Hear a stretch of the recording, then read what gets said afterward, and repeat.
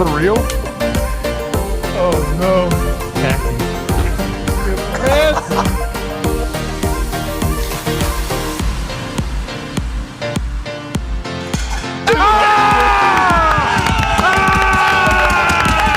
Let's go.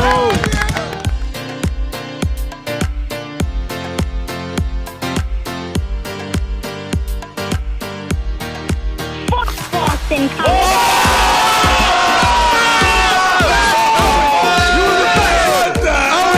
State of OH!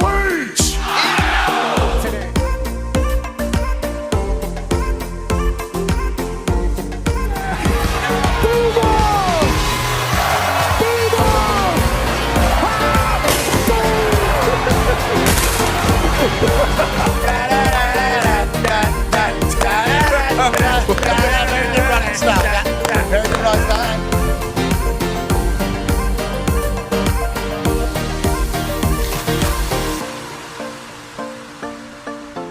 In Berkeley, California. You got it.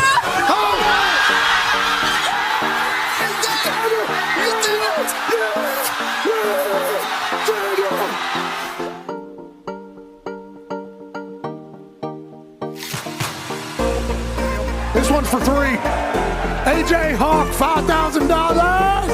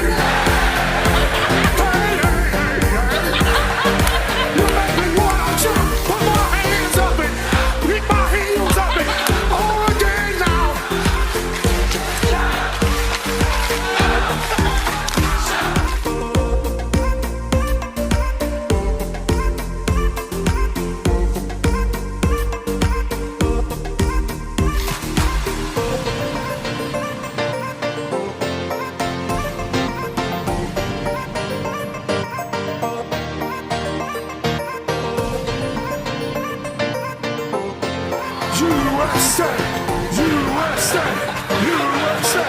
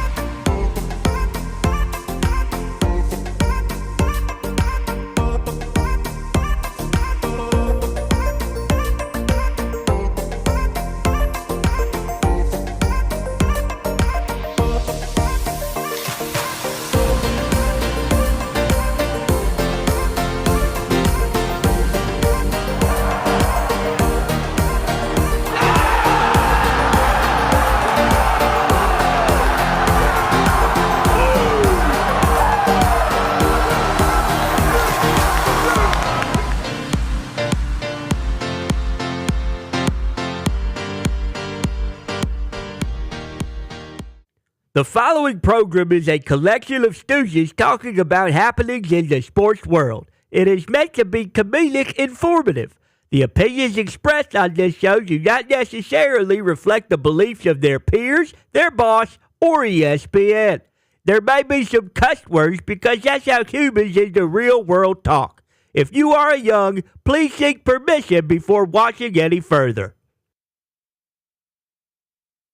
Hey, What? let's go! This show stinks, and the fact that you listen, we are very, very thankful for. McAfee on the line with a gorgeous assist. The all-time leading tackler for the Green Bay Packers. You pink! Damn it! Be a friend, tell a friend something nice could change their life.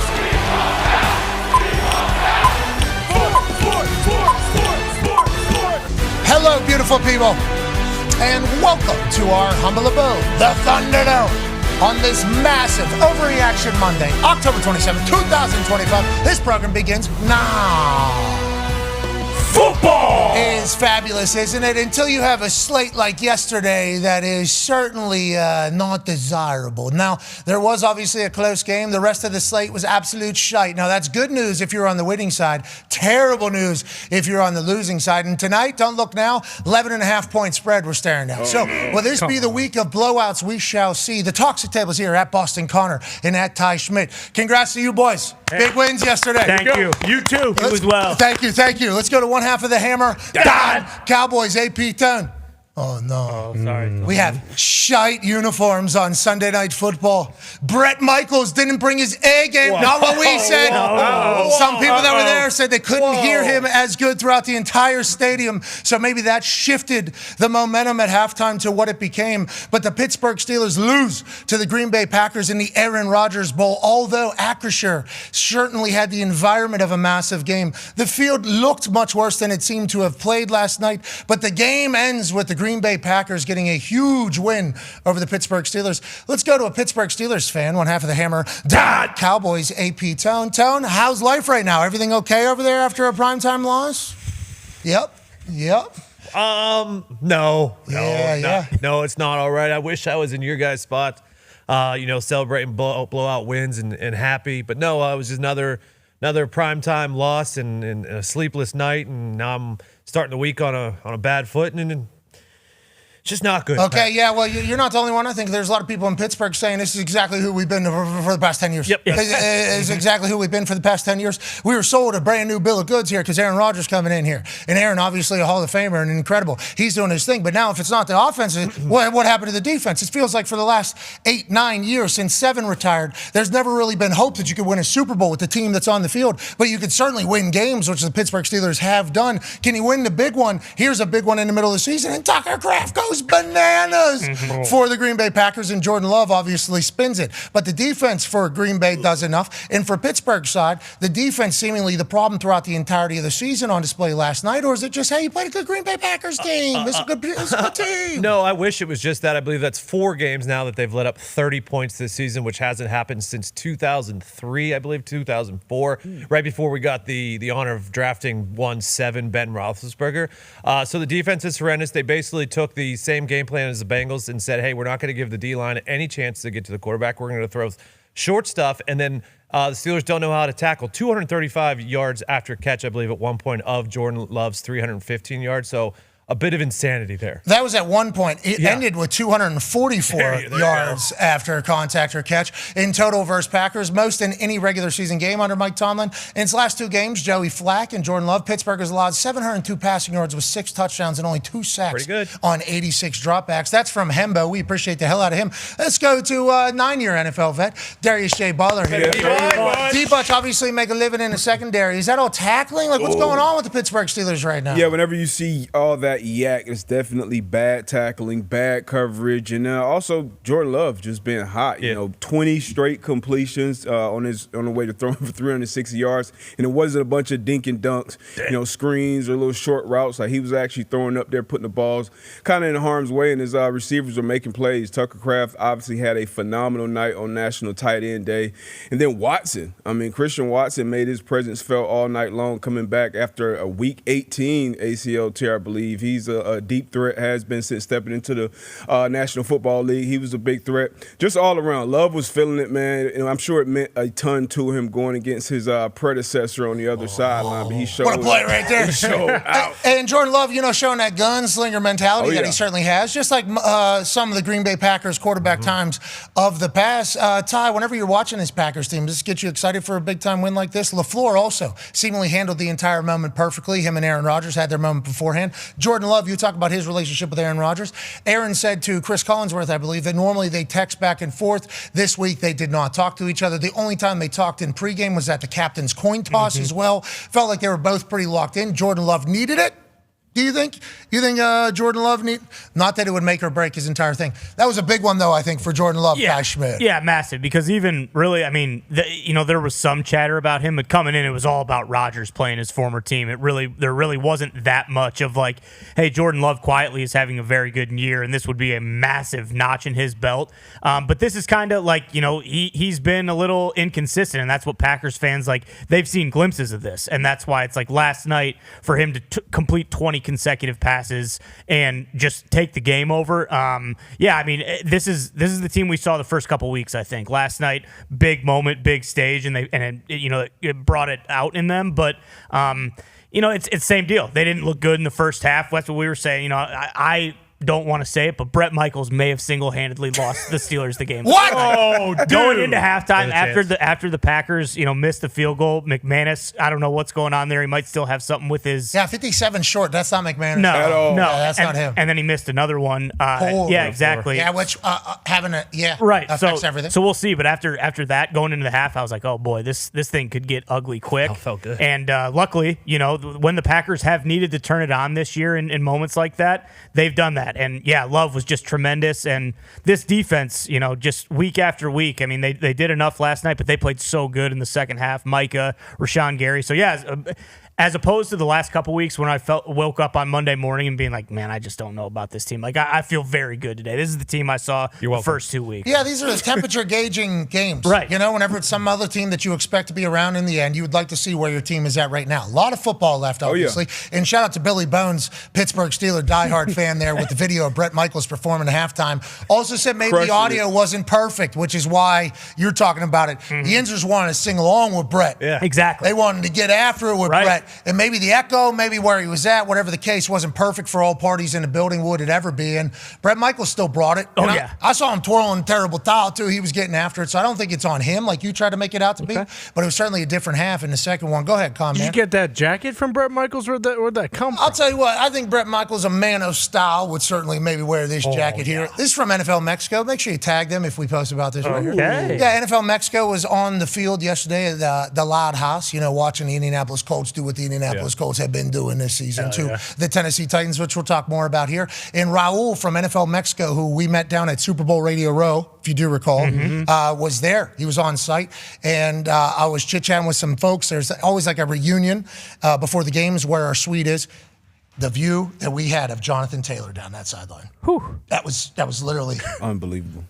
Ryan Atch. Oh, no, away. So watching his toe, literally just watching his toes from where ours. Yeah, so we're literally on the other side. I'm watching right down that sideline, like actually right down that sideline. I have no idea how he stayed in.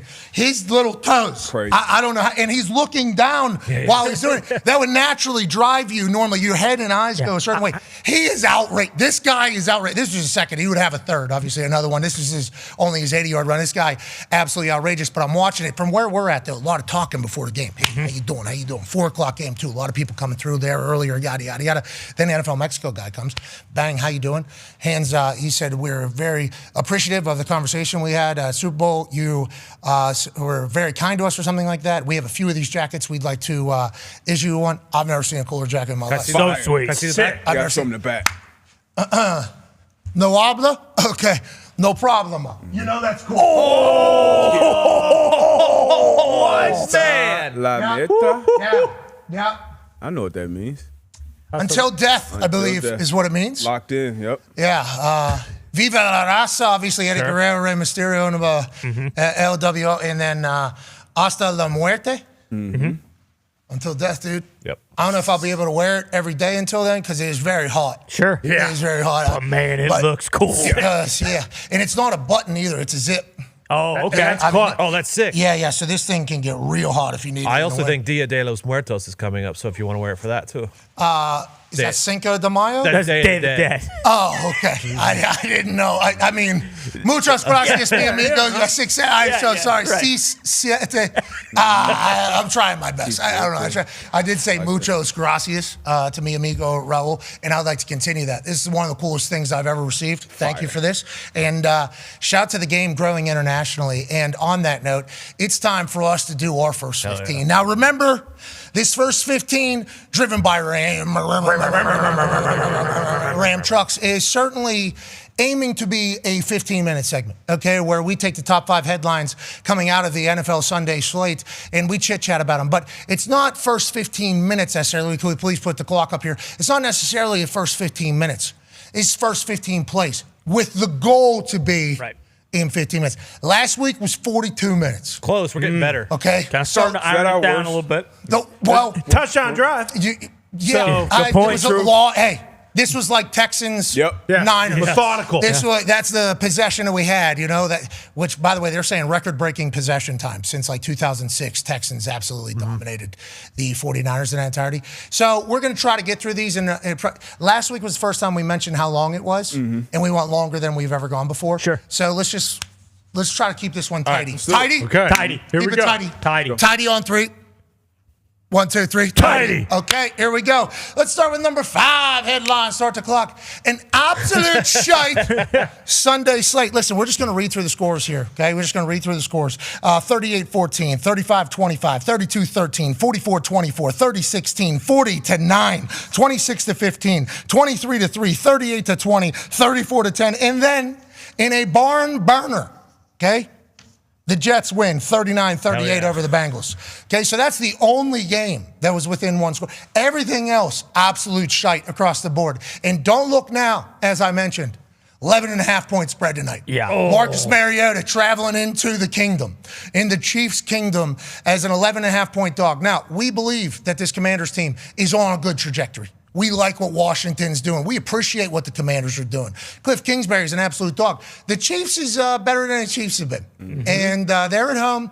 And we all believe that they're probably going to win the game. And if it's anything like what yesterday was, this might be a 35-point game. Yeah.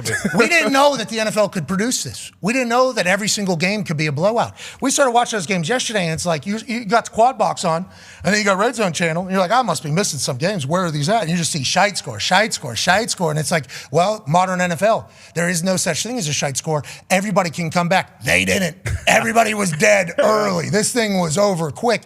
The NFL obviously can't thrive off of this, but these are nice reminders every once in a while that any given Sunday, if you don't show up, you can get your ass beat, Debo. Yeah, you just mentioned this is the complete opposite of what the NFL is on a week-to-week basis. Typically, it comes down, it's a one-possession game, it's a 2-minute drive, kicking a field goal, scoring a touchdown, something like that, but it's just a bunch of blowouts.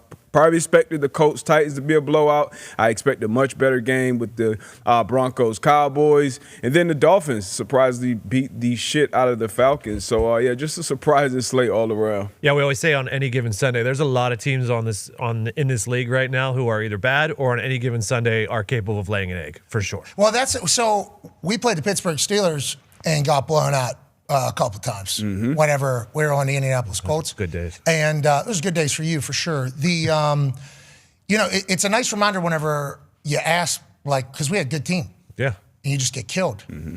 And it's like you ask the coaches around those times or the players around those times, like the OGs, it's like, this could happen any week. You just get a couple guys that don't show up and play good at a couple positions. That's what the NFL is. I think that's what, people think these teams are shite, so people get into the conversation. You know what? Saints would lose to Ohio State. Indiana would be able to beat the Saints or something like that. People start saying that type of stuff, especially whenever teams are terrible. Then there's always a reminder like, hey, these are professional athletes getting paid a professional check to play football. And every once in a while, the universe comes together and you can be great. And every once in a while, the universe comes together and says, you guys suck today. And that can certainly happen to any team. And as soon as you think you got it figured out, even as fans or on the outside looking in, I thought I knew, who the Falcons were at this point. Okay, maybe they're a much better team. Even the Steelers, I thought the Steelers would show up. The Cowboys, we knew their defense was absolute shite, but I thought they could at least put up points offensively and kind of get in a shootout with the Broncos. So, a lot of question marks still next to a lot of these teams up there. Stat from Hembo and ESPN Research. There's only been one game decided by single digits on Sunday. Sunday was the first day with 1 or 0 games decided by single digits since December 20th, 1970. Come on. That's nuts. It's a merger. Shite indeed. Good addition. Dude, that's almost Hasta Muerte. Yeah, bingo. That is almost Hasta Muerte, dude.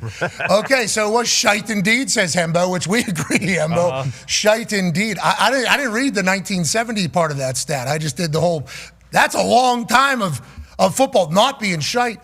We were there for it. Yeah. Hell yeah. Hey, we lived through it. Yep. COVID. Yeah, exactly. Mm-hmm. Okay, I was of the age, 2001, lived through that. Sure. Worst football game of all time, or worst football Sunday of all time, basically. We were a part of that for the NFL. Well, and the real kicker is, typically if we have a shite slate, there's still like maybe 1 or 2 games where they'll at least be close, going down the stretch.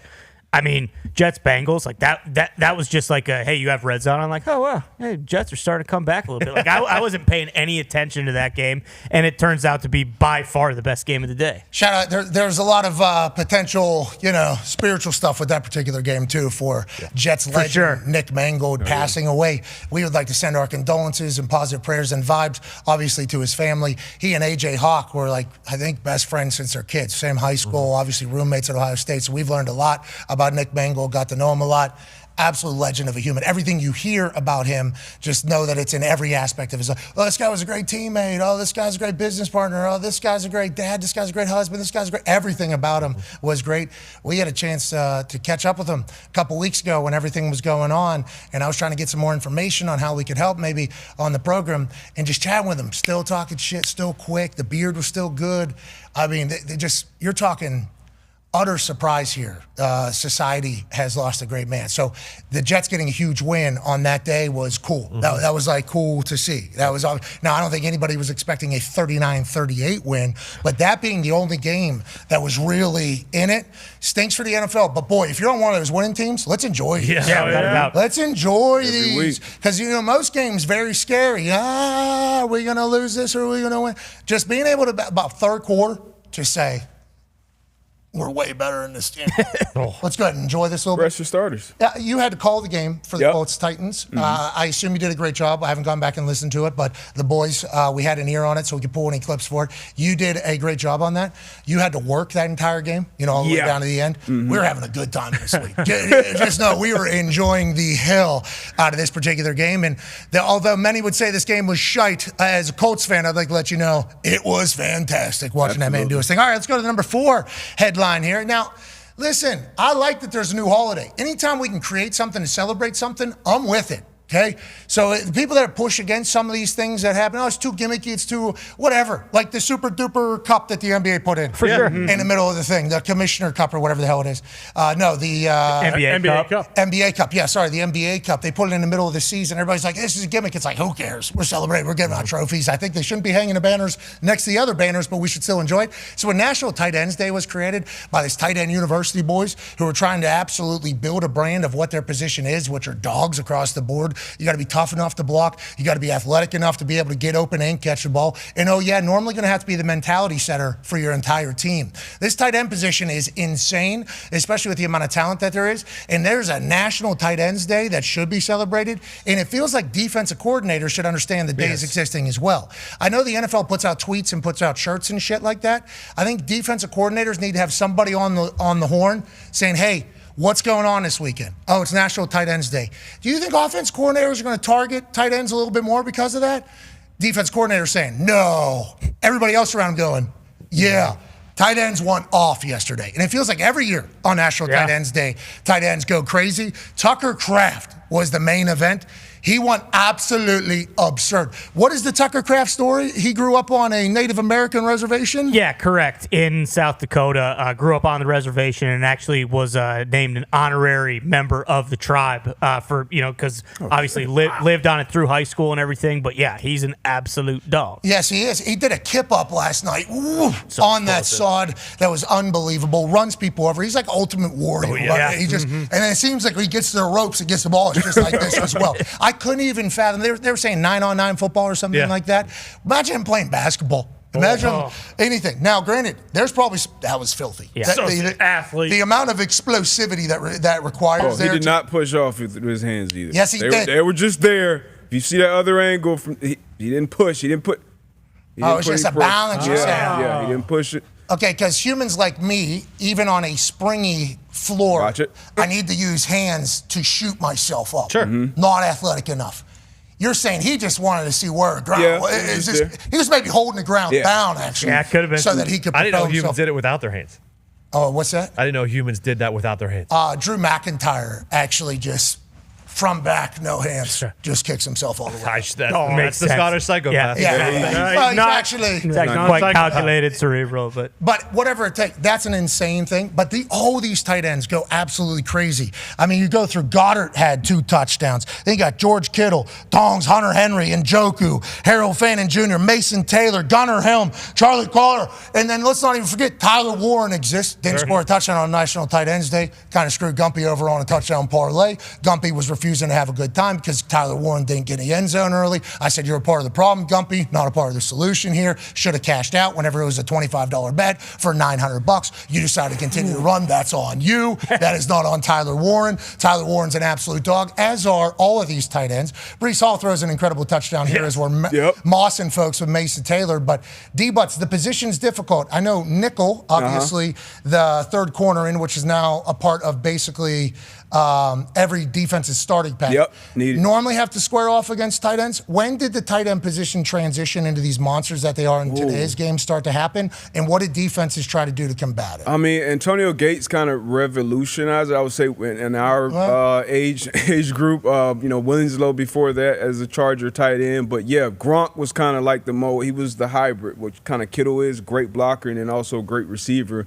Then Travis Kelce became almost like a bonus wide receiver. But, yeah, they're a matchup problem. They're just so big. They're so athletic. And because of their range, their catch range, their radius, they're always open. Even when the DB or linebackers on them, they can just box you out and go up there and get a rebound. They are just phenomenal talents. And not to mention, on Thursday night, Rondé Gaston Jr., he balled out for the Chargers as well, which another Dolphin legend son that we could have drafted just like Mason Taylor, but that's neither here nor there. Hunter Henry is now the pillar of the Patriots. Is he the longest tenured New England Patriot up there, it feels like? That's a good question, probably. But, I mean, even on that list of rookies, like Mason Taylor, D-Butch just mentioned, he won the game for the Jets. Breece Hall threw the touchdown. Like, Mason Taylor stepped up in the biggest moment. And then if there is one bright spot of that shite Tennessee Titans team, it's Gunnar Helm. Gunnar Helm has been really good for them too. So and even Cam Ward. And Cam Ward, and then also Harold Fannin Jr. for the Browns. He was the only guy making plays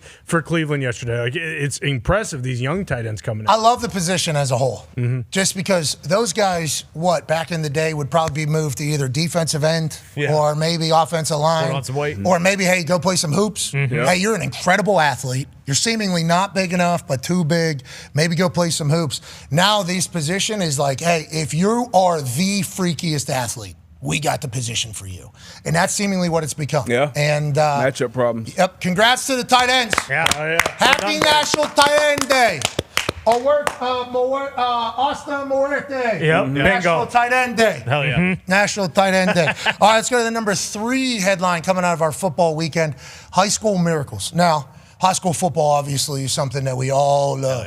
We all grew up being a fan of. Obviously, it's folklore, it's fairy tale. Well, there's 2 high school situations that happened on Friday night that need to be seen. Let's start here in Indiana, about an hour and 10 minutes northeast of where we sit here. 2A football, Eastbrook versus Alexandria. Eastbrook, undefeated on the season. Alexandria needs to win to move on in the playoffs. Eastbrook already has it cemented. We are now with 11 seconds left in the game. Alexandria has the ball. 4th down. Got to run an 11-second play. What do they end up running? Run back, can still run away, throws it, boom, 4 seconds left. Okay, so now there's 4 seconds left for Eastbrook, the undefeated powerhouse of 2A. Bodie Howe comes in, number 15, quarterback for Eastbrook. Go ahead, play it. What are we going to run? Well, obviously, we're going to run hook and ladder in the annexation of Puerto Rico. Okay, that might be a forward lateral there. Ref didn't call it, though. No. Stripes down here didn't see it. Bodie Howe gets the ball back. He's at his own 15. He's at his own 11. He's getting the edge. Bodie Howe, quarterback, Eastbrook, 6'1", 205-pound senior out of Eastbrook. Fumbling, jumping. Oh, no. Scoring. Wow. Let's go. Hold the phone. Got to go. What do you mean? Hold the phone. There's a flag on the play. Oh, no. It's got to be the forward lateral, right? Back there at the beginning? Has to be. No, it was forward lateral's way back there. Yeah, well, turns out it's not forward lateral. It was actually a block in the back on the offensive team. Oh. Okay? So you go ahead and pick that flag up. Congratulations. No play. We're over. Nope. As there was a lineup for handshakes, because each of these teams thought it was over after a block in the back was called on Eastbrook, the refs say, get back on the sidelines. There's one more untimed down. What? How does that work? 10 yards from the spot of the foul. Bodie Howe gets an opportunity. Bodie Howe's not asking, hey, this ain't Bodie's fault. No. Bodie and the Eastbrook boys, this ain't our fault. Hey, listen, they gave us another play. That's what we got to do. Bodie Howe going to take advantage of it? Wing T? Yeah, he is. Wing T. 3 wide receivers. Whoa! Give me that. Wow. So now they score a touchdown. Okay, so on time down after their own block in the back, after a forward lateral potential, hook and ladder, annexation of Puerto Rico. That's not their fault. Hey, not your blinders. Exactly. It's not Bodie Howe's fault at all. Now they need to pick up the 2-point conversion. 29-27. You think Bodie Howe's not going to pick it up? Yeah, right. Roll right, out of pocket, jump, back, fade away. Give me that. Tie ball game. Let's go to overtime. Well, Alexandria scores a touchdown on their first series. Eastbrook has to answer. You think Bodie Howe's going to answer? Yeah. I'm keeping it. Touchdown. What do? They're going to tie it up?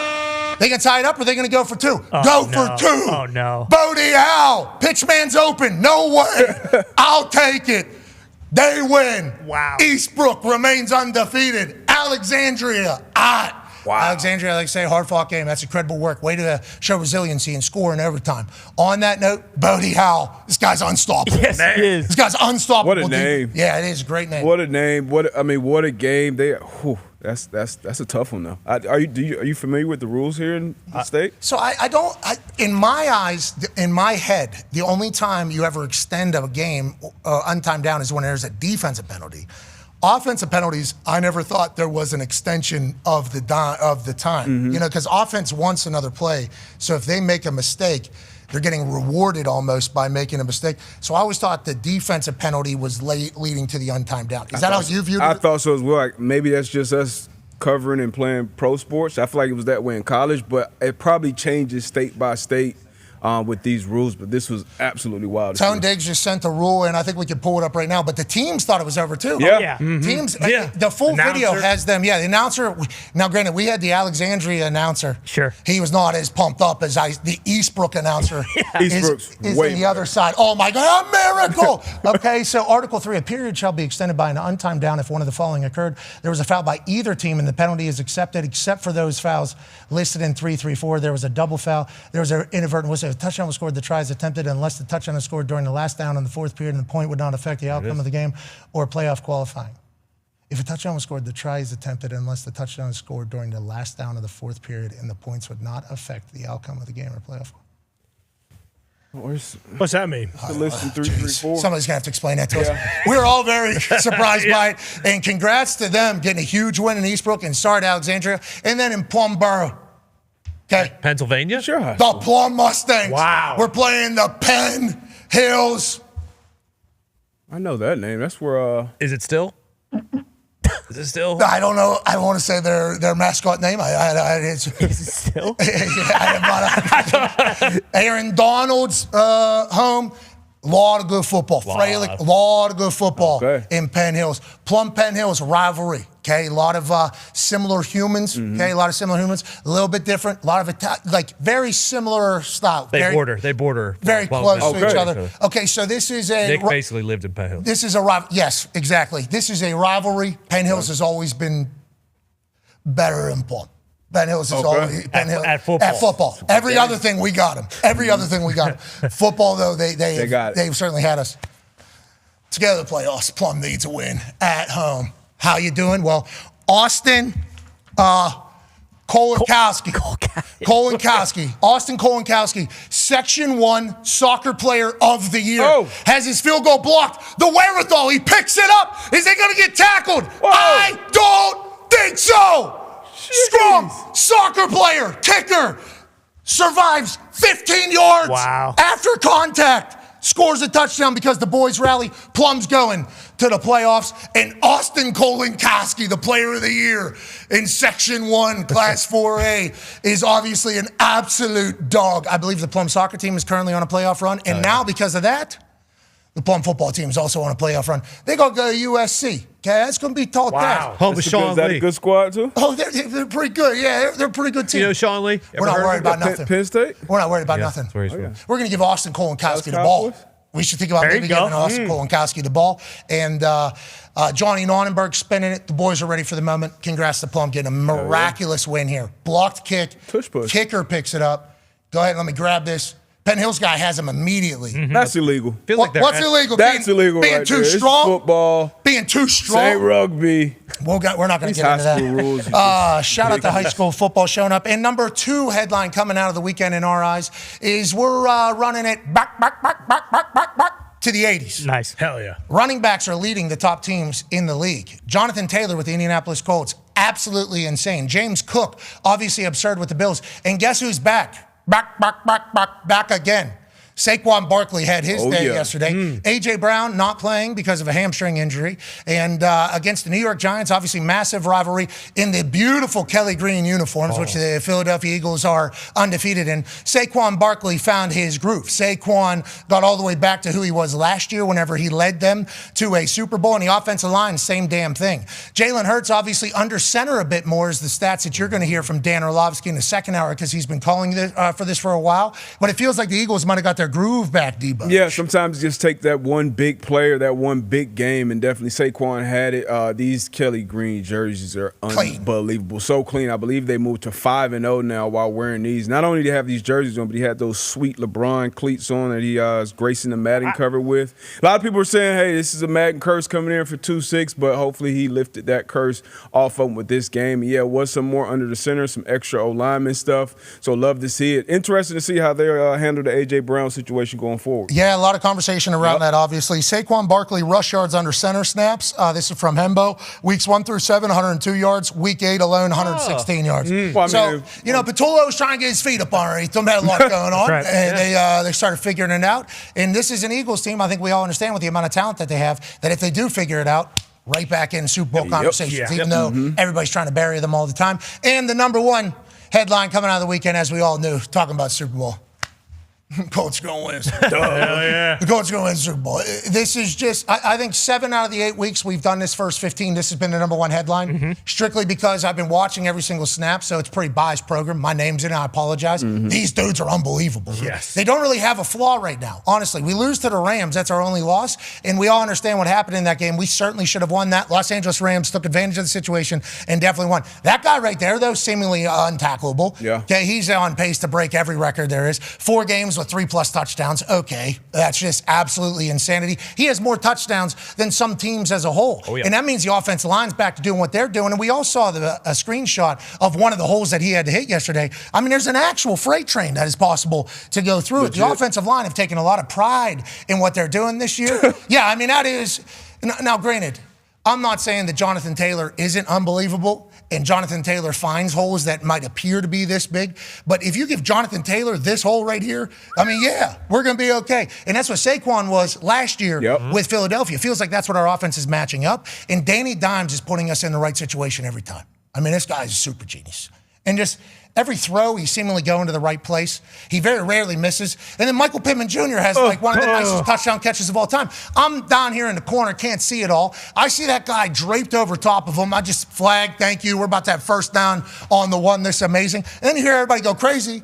And I turn my back. No way this dude caught this. They showed 6 highlights of this thing in the stadium immediately. Great work by the stadium operators.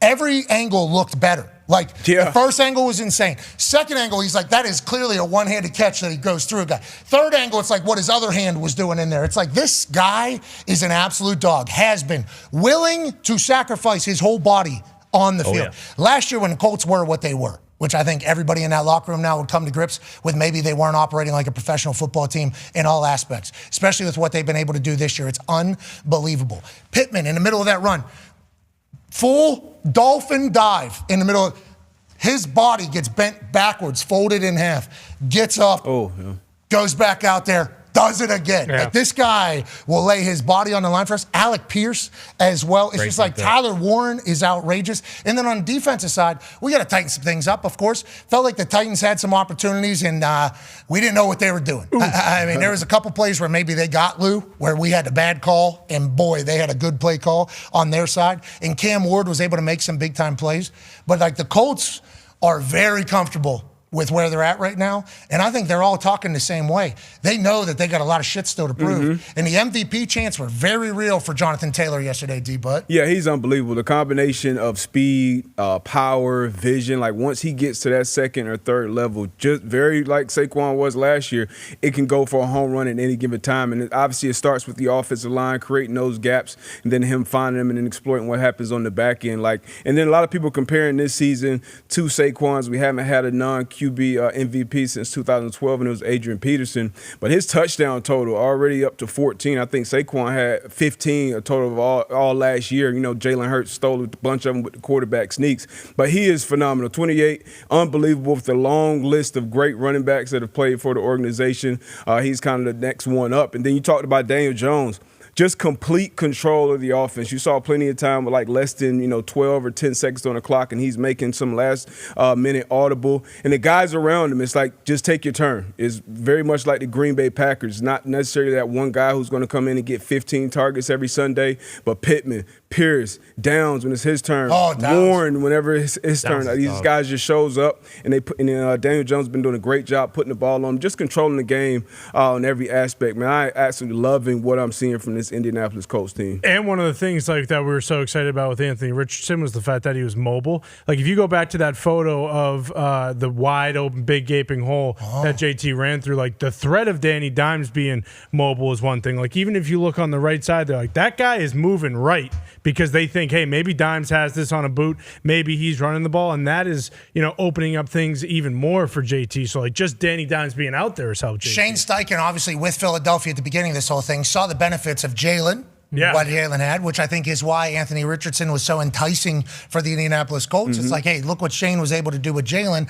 Anthony Richardson, we should be able to do that. Not giving up on Anthony Richardson, but it certainly didn't click with Shane Steichen's offense is quick, and obviously with the injuries, didn't really have that much of an opportunity. But Danny Dimes is a more than suitable runner. And I think that was where a lot of people were like, are we going Anthony Richardson or Danny Dimes? Who's going to be the starter for this team? And they're like, well, the future of the NFL, you got to be able to run. It's like, hey, I understand he looks like he's like maybe a farmer or a banker, depending upon how he's dressed on the day. And he doesn't give much reaction. They put a camera on him. So they did an in-stadium entertainment. The helmet shuffle. Sure. I think it's the best one. I think the helmet shuffle is the best one. Very solid. There's an overrated, underrated one. Then there's like a celebrity lookalike one where they go around the entire place. Ba, ba, ba, ba, ba. Last one, Indiana Jones pops up. And everybody starts getting a sense of what's happening. Offense is on the field. This is in the middle of the game. Second quarter maybe. Middle of the game. And then they slide it over and there's just this clip, boom, close up on Daniel Jones. Place goes absolutely apeshit for him, right? He looks up for like half a second, sees himself. Oh no, head back down, starts like jogging in place, starts like working back. Place is going absolutely apeshit for him. And he's just like completely locked in, doesn't even acknowledge it. You can see there's a little blushing maybe, like a little bit of, this is not like the most comfortable, but right back into the huddle. And I think the next play we're off and running. It's like, he's just locked in. I think he's so calloused from what happened to him. He got his ass beat in New York, both physically and also through the media. This guy stinks, what a bust. Let alone the hard knock shit. You get rid of Saquon, guy goes and has an MVP year. Yep. Why? Because we bet on this guy. It's just like he has been hardened by it all, and we are reaping the benefits of it. And his next contract they're talking about is about to be big. Joining us now, ladies and gentlemen, is a man who is a Michigan man who can certainly help us fill in the gaps on anything that we missed. We appreciate the hell out of him. And Overreaction Monday, first 15 regular. Ladies and gentlemen, senior NFL insider for ESPN, Adam Schefter. Schefter, how you doing, buddy? Oh, that's a beautiful jacket, Pat. Very stylish. Very stylish. Muchas gracias. This is from NFL Mexico, obviously. It feels delightful. It's hot as hell in here. I am sweating, but we will certainly represent and continue to do so. What do we need to know coming out of yesterday? Obviously, the Scadaboo injury was very scary. Complete dislocation that looked nasty. Obviously, anytime that takes place, people don't love it. Is there any other stories that maybe we didn't hit there over the top 5 headlines that you have out of a blowout Sunday for the NFL? as you guys get ready to plan your Super Bowl parade, there's a few things I did want to point out there with going on with Indianapolis. Daniel Jones has played 6 games in which he hasn't turned over the football at all. At all. And Jonathan Taylor is on pace right now for 28 touchdowns this season, which is pretty good. 28 touchdowns. You win 28. You get 28 touchdowns. You generally should win an MVP. LaDainian Tomlinson, I think, has the record more than that, but he has to be considered an MVP candidate. The issue is, as D-Bub pointed out, the last 12 MVPs have all been quarterbacks. It's turned into, generally speaking, a quarterback award. And I would imagine before the season is through, Patrick Mahomes, Josh Allen, Baker Mayfield, some other quarterbacks will have something to say about whether or not Jonathan Taylor does win the MVP. But today, on October 27th, Jonathan Taylor is the MVP. Today, absolutely. The guy's been incredible. He has been speed, power, production, everything you'd want. But again, let's see if one of these quarterbacks overtakes him for what has become the most valuable quarterback, not the most valuable player award in the last 12 years. His celebration, too, there was a toddler race as one of the breaks. Yeah, I think like 3-year-old, maybe 3 or 4-year-olds racing against each other.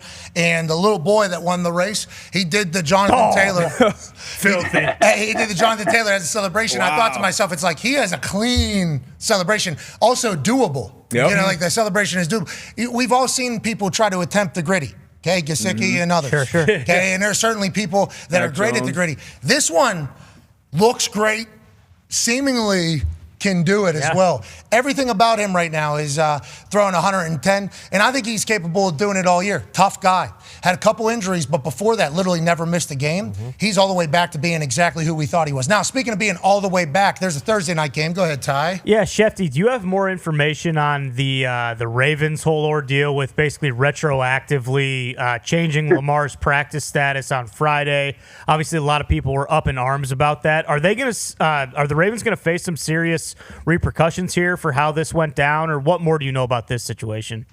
The league is going to conduct interviews this week. The Ravens continue to insist that it was an honest mistake, in their words, and it was an accident, and they don't believe that they did anything wrong here. Now, the league will obviously talk to enough people and make a determination about whether or not a fine is warranted in this particular case. I don't think if the league finds wrongdoing that they're going to go more than a fine, but we'll see how this works out. This comes, obviously, at a time in the sports world where there is a lot of attention on injury reports now. And I would imagine that you're going to see more and more attention paid to this, that the league is going to be very sensitive to teams reporting accurate, honest injury information as we go along. They don't want anything like what's happened here in sports the last week.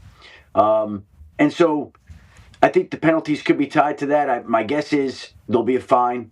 The league will do the interviews this week, and they'll make a determination about whether or not there is a basis for a fine or some sort of discipline. Okay, and what are your takeaways from the teams that look like absolute shite yesterday?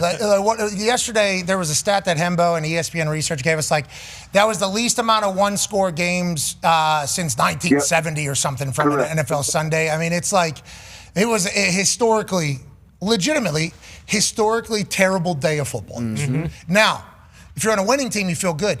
Bad teams obviously feel absolutely terrible. What is your thoughts on how yesterday went? What are some teams that maybe shouldn't be as maybe moody with their teams as they probably are after a blowout or a shellacking, if you will?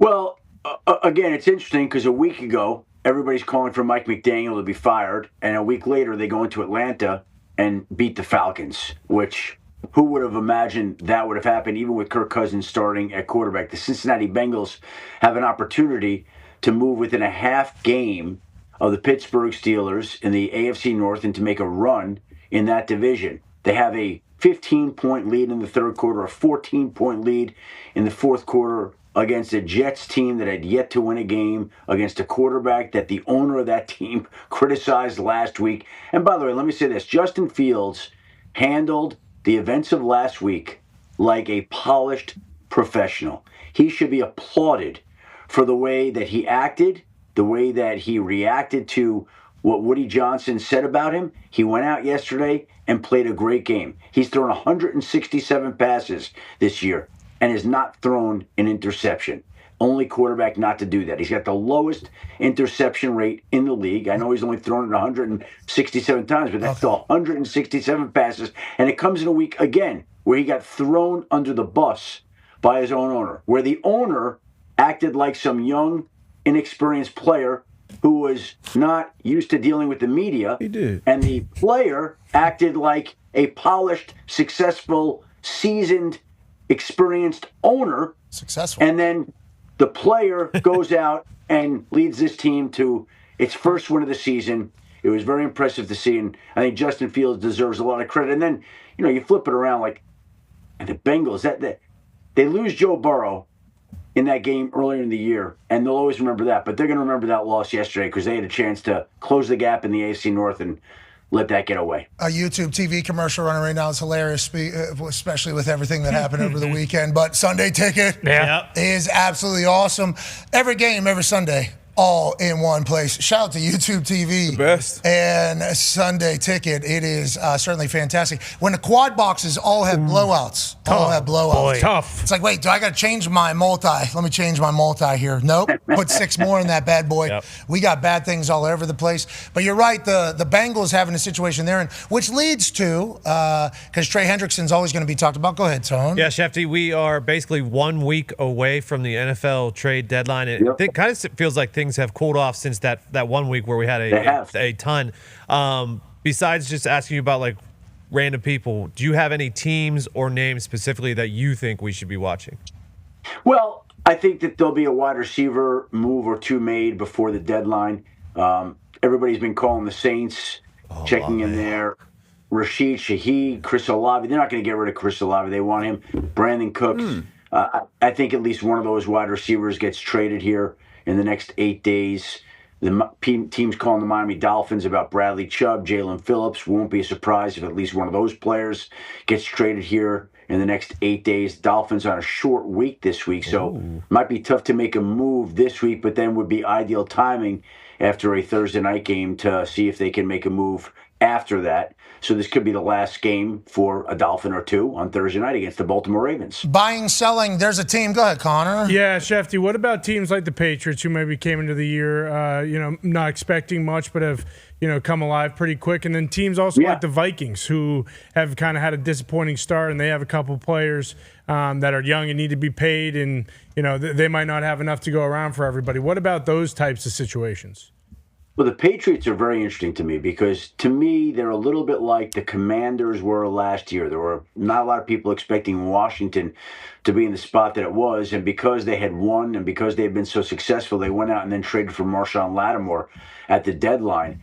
And I could see the Patriots making a move here, whether it's for a defensive back, whether it's for another running back, for a little bit of running back depth, whether it's for another wide receiver, although those wide receivers are playing really well right now. I could see New England saying, hey, we're in this great spot right now. We got a chance to beat Buffalo for the division. We got a chance to host a home playoff game. A lot of excitement. Drake May is lighting it up right now. By the way, he actually also is in the MVP conversation right now with the way that he's played so far.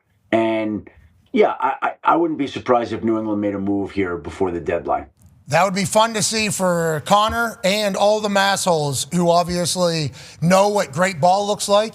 And Connor, since day one of watching Drake May, has said, this guy's a guy, this guy's a guy. Even whenever all hell was seemingly breaking loose around him and the sky was on fire and everything like that, Drake has always been good, if you ask the Patriots fans. Now with Vrabes, and McDaniels, it's like he's getting everything that he can possibly do out of him, and also they got a team around him, and they're making smart decisions.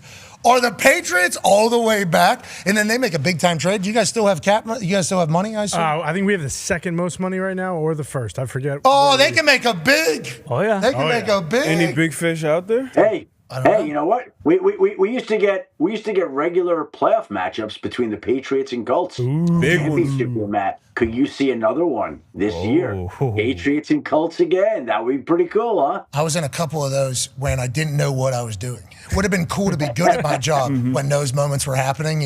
Those ones I was just hanging on for dear life out there. Like, don't hit a shank here. Everybody else is really good. You are not that great. Let's not be the reason.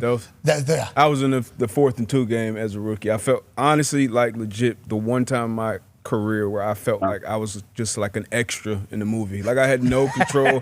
I'm lined up across like, all right, I got Reggie Wayne and Peyton's looking at me fucking making checks. I'm like, oh, I don't know what to do. You're one of the only ones that's been on both sides, right? Yeah. Yeah. It's been a few of us. If it means anything, I was standing on the sideline there like this, thinking I was in a movie. Yeah, this is stupid. I got no control over anything that's about to happen, but boy, we're about to have a good time tonight. Oh, yeah. Melvin Bullitt makes a big-time play. Huge. Peyton goes crazy. The Colts win. What a time to be alive. I had no idea what I was doing. It was a good time. It was great. Yeah, Colts Patriots seemingly all the way back. Speaking of back, let's talk a little quarterbacks. Go ahead, D-Bud. Yeah, Schefter, give us a little lay of the land with the quarterback injuries that are out there. I know it's Bryce Young, Jaden Daniels obviously missing tonight again, Michael Penix Jr.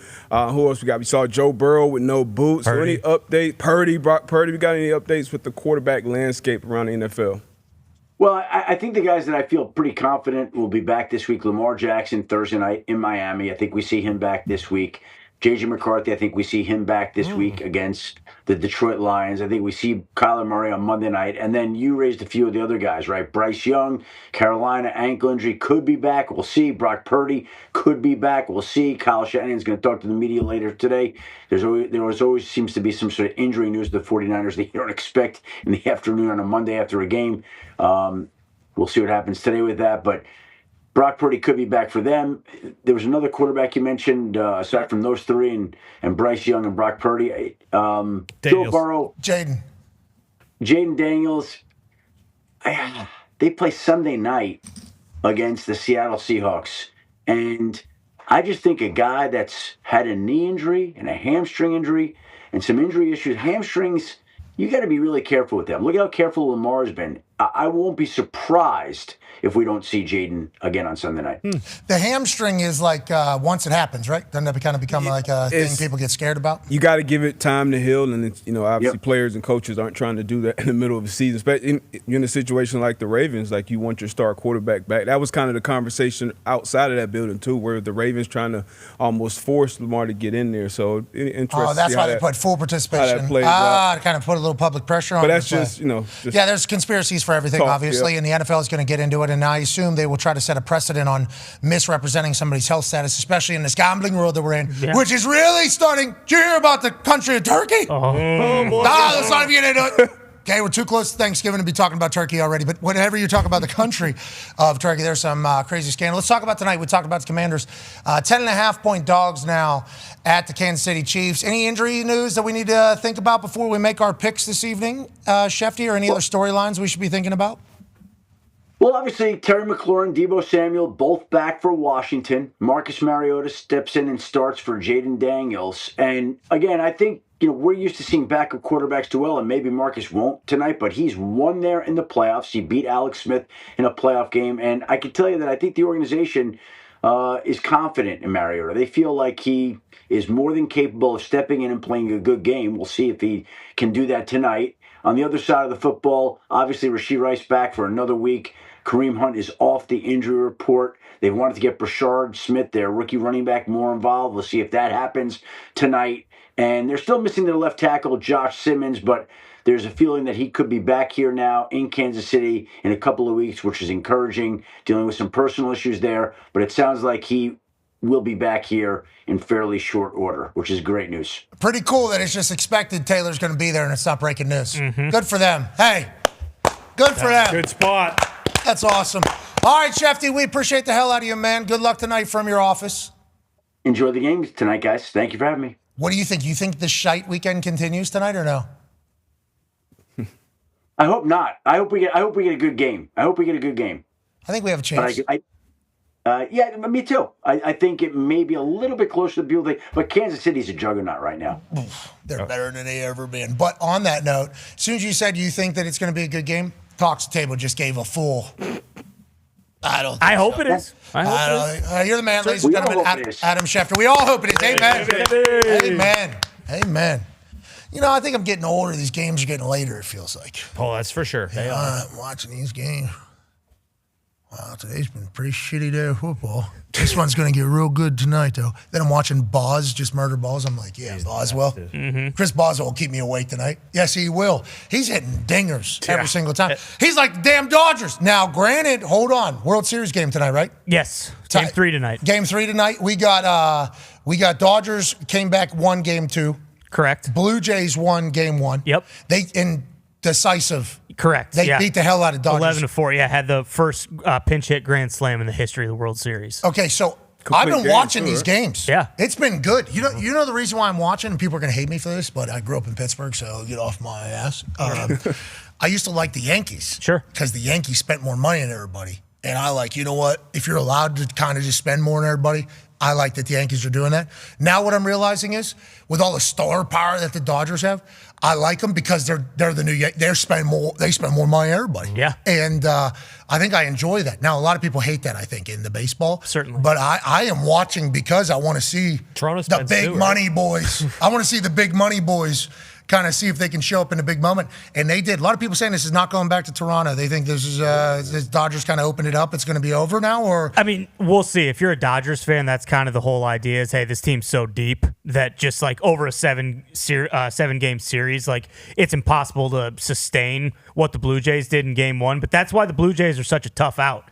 Because they don't have any of these like massive superstars outside of Vladdy, maybe, but they just like that first game. I mean, we see what the Dodgers did here, and they had to win. Yamamoto once again through a complete game, and like he's just been unbelievable. And he's one of those guys. Like that's why you pay $325 million. That's why you go get the best guys because they have an impact when it matters most. But like the Blue Jays, they're tough to kill because they got a bunch of these guys who maybe, I mean, it's obviously different in the majors, but like. Casual fans don't respect them, don't know the guys' names, and that's all they do is single, and then some guy shows up massive and hits a homer when a couple guys are on base. And the Dodgers, the big thing with them the whole time has been, hey, if you can get to their bullpen, that's where they're susceptible. Like when Yamamoto throws a complete game, that completely eliminates them. Good aces spend a lot of money. Exactly. Not a lot of depth. And tonight we got Max Scherzer, who is just a perennial playoff sick dog. Yeah. Mad Max making he's his on the mound. fourth start for the fourth different team in the World Series, which is 41 years old, starting in the World Series. Congrats to him. What a marvel that is. Yeah. And this should not be played on a Monday. It's football season. Move this shit to tomorrow, okay? I'm done with it. There's only 2 teams left, right? Yes, correct. Move it to tomorrow. Well, if it's 23-0, so. Wait. It's been a shite weekend. Hold on. Shout out to the World Series tonight. Shout out to the World Series tonight. And I would say, like, tonight would be, like, a decent one if you want to put the 2-box up there because you can just have football on and then just kind of monitor in silence what's going on in the baseball. I've been watching the baseball, though. I would like to say thank you to the baseball. Thank you. And it's been fun. Would like it to be tomorrow, though. Sure. Would be cooler if it was tomorrow. But if tonight's a blowout, baseball got our backs. I appreciate that. Basketball's happening as well. And there's more in the NFL. Hour 2 should be spectacular. We got AJ Hawk, Dan Orlovsky, and Lane Kiffin joining us. Ooh. Be a friend, tell a friend something nice that might change their life. We'll see you on the other side. Speaking of kicking footballs, especially here at Vandy, we have a living legend here, Sarah Fuller, who's a 3-time SEC champion soccer player for Vandy, and also came in to kick for Vandy whenever they need an absolute badass. We appreciate you stopping by, Sarah. Welcome back to campus. Great to have you here. In Kirk, we have a man named Tyler Huang. Is that accurate? There you go. Okay, where are you from? I'm from Dover, Massachusetts. All right, so I've heard Vanderbilt is the Harvard of the South. What are your majors here? I'm a chemie and econ major. Okay, a chemie. Okay, that's what we call it. That's slang for chemical engineering. There you go. Yeah, I'm in the chemie world too. You played soccer your whole life? Yes, sir. Did you ever kick a football or field goals? Senior year. You were the high school kicker for your team? A few games. I might have stepped in. Okay, so you have a lot of experience. Sarah, do you think he should be able to make it on his first attempt then, right? Oh, absolutely. I have all the confidence. He's got the soccer, he's got the football background, he's got it. Okay, and Kirk Herbstreit's chasing a squirrel behind us as he plays catch with everybody here in Vandy. Have you ever made a kick from this far? Oh, of course. You have? Of course. All right, so here's the deal. Here's the deal. One kick only. One kick only. $500,000. Okay? Half $500,000, Tyler, if you're able to make a 33-yard field goal. We'll also donate $250,000 to charity, $750,000 in total, $500,000 in your pocket, $250 to charity.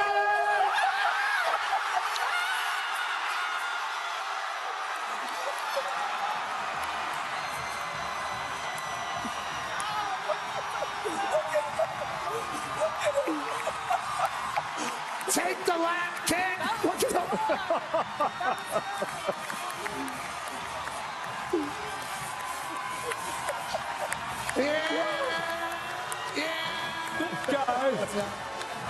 Tyler.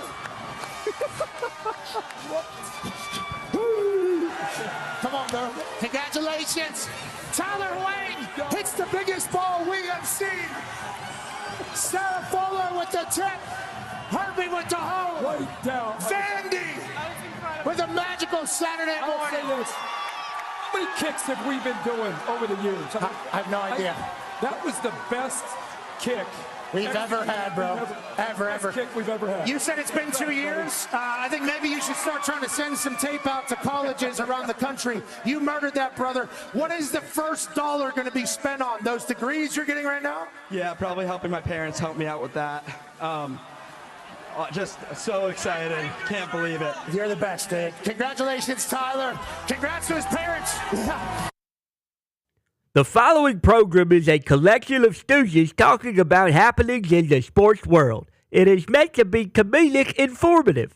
The opinions expressed on this show do not necessarily reflect the beliefs of their peers, their boss, or ESPN. There may be some cuss words because that's how humans in the real world talk. If you are young, please seek permission before watching any further. Hey, Why? let's go. This show stinks, and the fact that you listen, we are very, very thankful for. McAfee on the line with a gorgeous assist. The all-time leading tackler for the Green Bay Packers. You pig! Damn it! Be a friend, tell a friend something nice could change their life.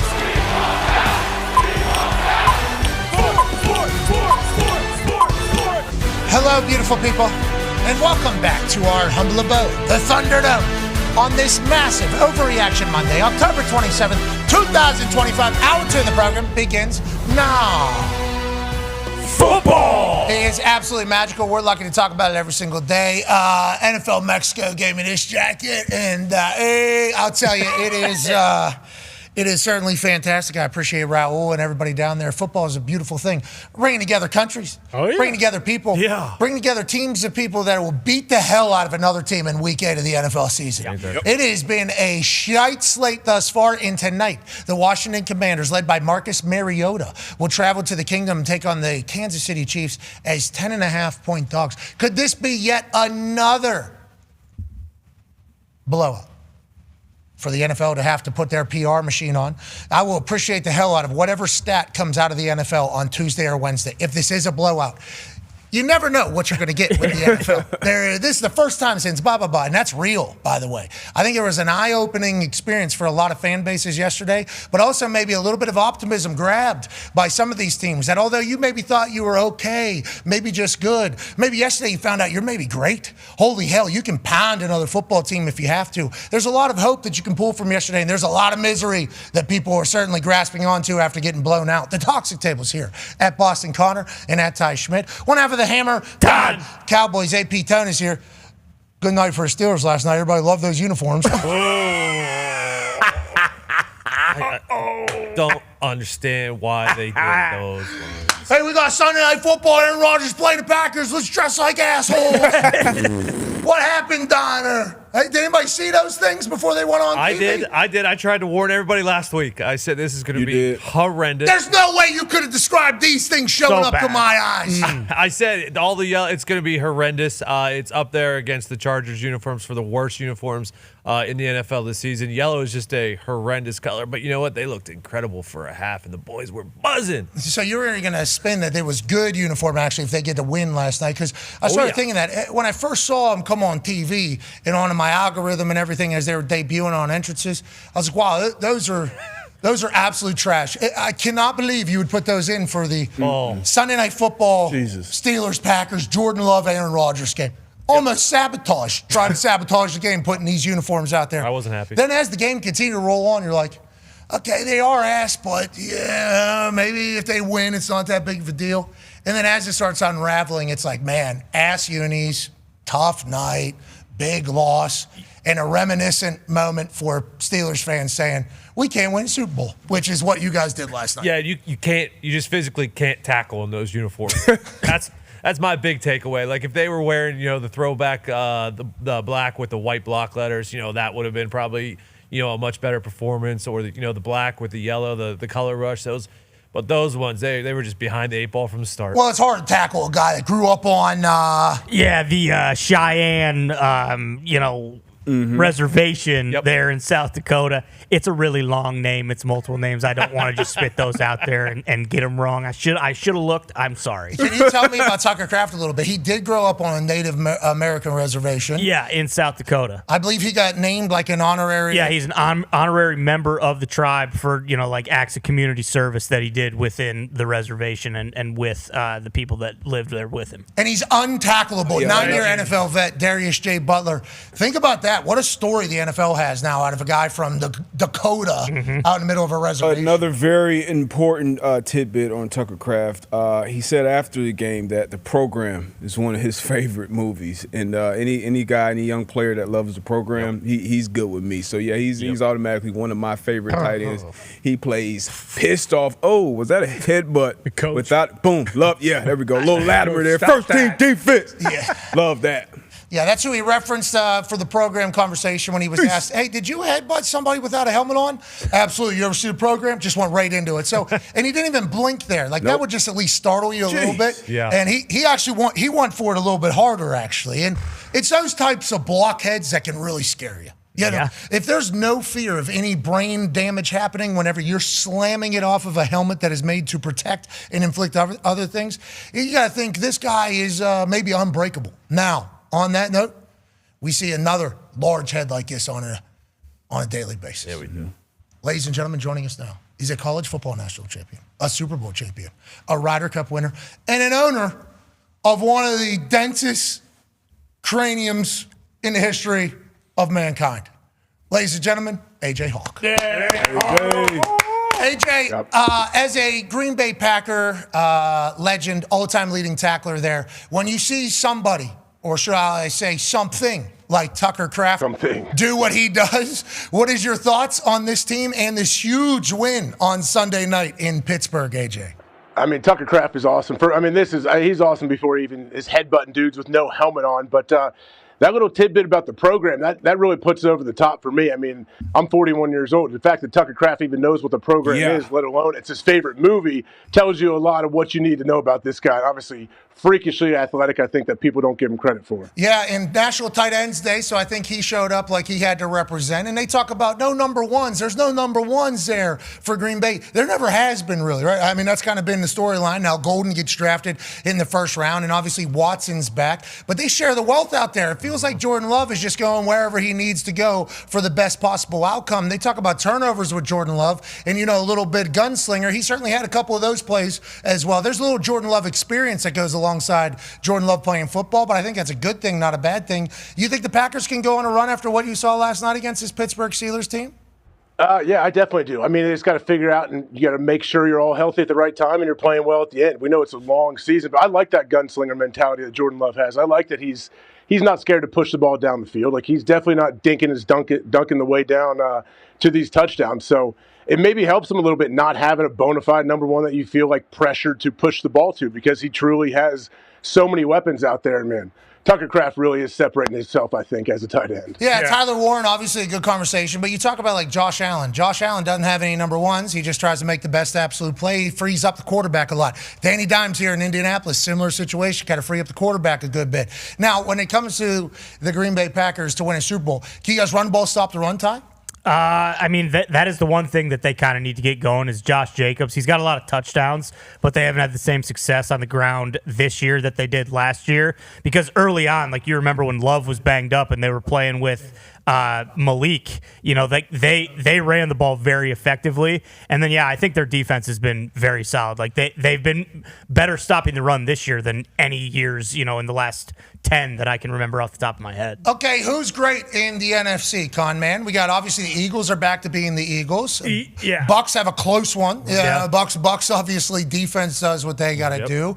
Packers in that conversation, I believe. I don't know if I'd put them in that conversation yet, just because we don't even know if they're going to win their division. Like the Lions they were on the bye, so we're just kind of like, forget about them. Forget the Lions, and the Bears. Whoa, we're not forget the Lions, but we have certainly out of sight, out of mind. Yeah, exactly. It's one of those things like when your team's on the bye, you just naturally forget about them. Like even the Rams, I'd put the Rams up there above the Packers just at this moment. The Seahawks. I'm not going that far, but Rams for sure. I think the Rams, as far as like complete teams, you just mentioned stopping the run and running the ball. The Rams can do all that, and they have Matt Stafford still. Hey, how about the Packers though up there? Hell yeah! Plus 700 Super Bowl odds, especially after having a big win last night with Brett Michaels on a mic. Yeah, he killed it, by the way. So agreed. I think watching all reports I got. You guys got reports in the stadium, right? I got many reports from the stadium. Absolute electric the whole time. Really? Where yeah. It might have been sitting in different spots because we got messages from different situations in the stadium. Higher ups that weren't able to hear every word Brett Michaels was saying. Obviously, that's a little bit of a letdown. I could see the greatness. I can't hear the greatness. Where's the stage here, though? Do you know where's the stage? They normally do it behind the one end zone. Last time I was there when they did a concert, it was Wiz. And it was behind the one end zone where the entrance is. The world is the stage for Brett Michaels, but in this particular night, I think they do have him on a little bit of a platform. I think that's a little bit of a tough look there as well. But nonetheless, Brett Michaels brings it, and we appreciate him bringing it. He was holding that terrible towel like this, too. His shoulder in trap game was very impressive. That's all he does all day, every day. Yeah, we're very proud of Brett Michaels making it to the big show. And Brett Michaels has been doing a lot of good things for a lot of people for a long time. And the fact that Ty said that he was the reason why the Pittsburgh I saw a lot of that out there. Listen, I love Brett Michaels. I didn't specifically say that. A lot of people were saying, wow, the game really turned on its head after Brett Michaels performed at halftime. Every rose has its thorn. It's got some hits. Just like every night has its dawn. Hopefully he didn't play. This would be a tough one to play for a stadium full of football fans. Every cowboy sings a sad, sad song. Every rose has thorns. You kind of got it. Did you see the poll report? What's that? For the referee after the game? Everyone saw where, Aaron drew Parsons offside, I believe. I can't remember Devontae Wyatt next to him. The referee said he was still so memorized from the concert at halftime. That's why they missed the offsides call there. Oh, he was hypnotized by Brett Michaels. Well, every rose has its thorn, and the rose is obviously Brett Michaels' performance. The thorn is that you can get hypnotized in the greatness out there, and the Pittsburgh Steelers might have done that. Let's talk about some refs, okay? Let's talk about a situation that's been brewing, okay? Every time they run the play, they cheat. Oh, man. Every time they run the play, they jump off sides. Nobody ever calls it. It's a point of emphasis. Hey, can't be doing it. Everybody's got to be on the line of scrimmage. We've got to make sure we're not jumping off sides. You're calling on everybody else. You're not calling on Philadelphia Eagles. And then yesterday, or as Dan Orlovsky says, this was egregious. Now, the original tweet that hit the internet that everybody saw said the whistle was blown early. Whistle was never blown. They just went back. Whistle wasn't a great play. Whistle wasn't blown until Thibodeau had the ball in his hand. So, whistle is not blown until right there, after he has the ball. Wow. Yeah. So they said it was a stop of forward progress, which is why they called it. But he's the one lunging forward. So what we think happened is that the refs actually thought that was a goal line. Yes. And it was like, nope, that's a touchdown. Go ahead and just keep it moving.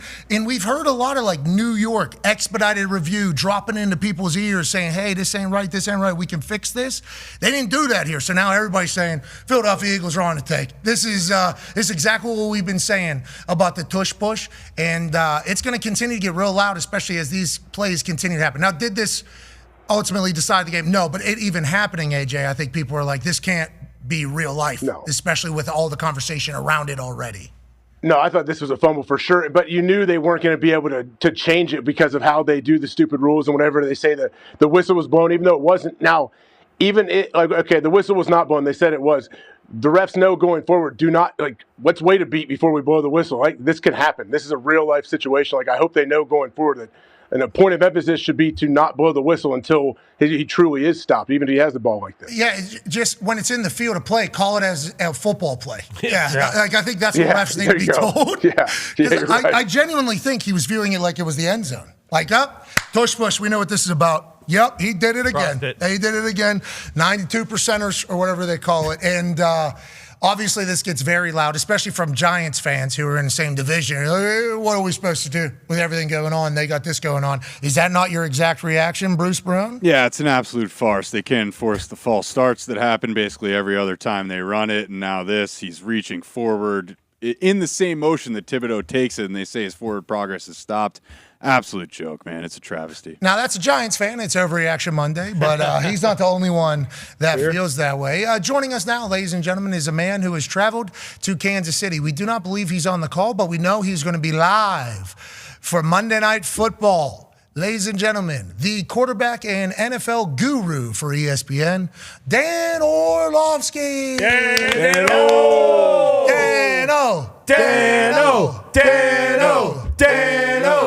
Thanks for joining us, Dan, from the back of a very nice SUV, it appears. We were just chit-chatting about the tush push there, about the call yesterday and the egregiousness of it all.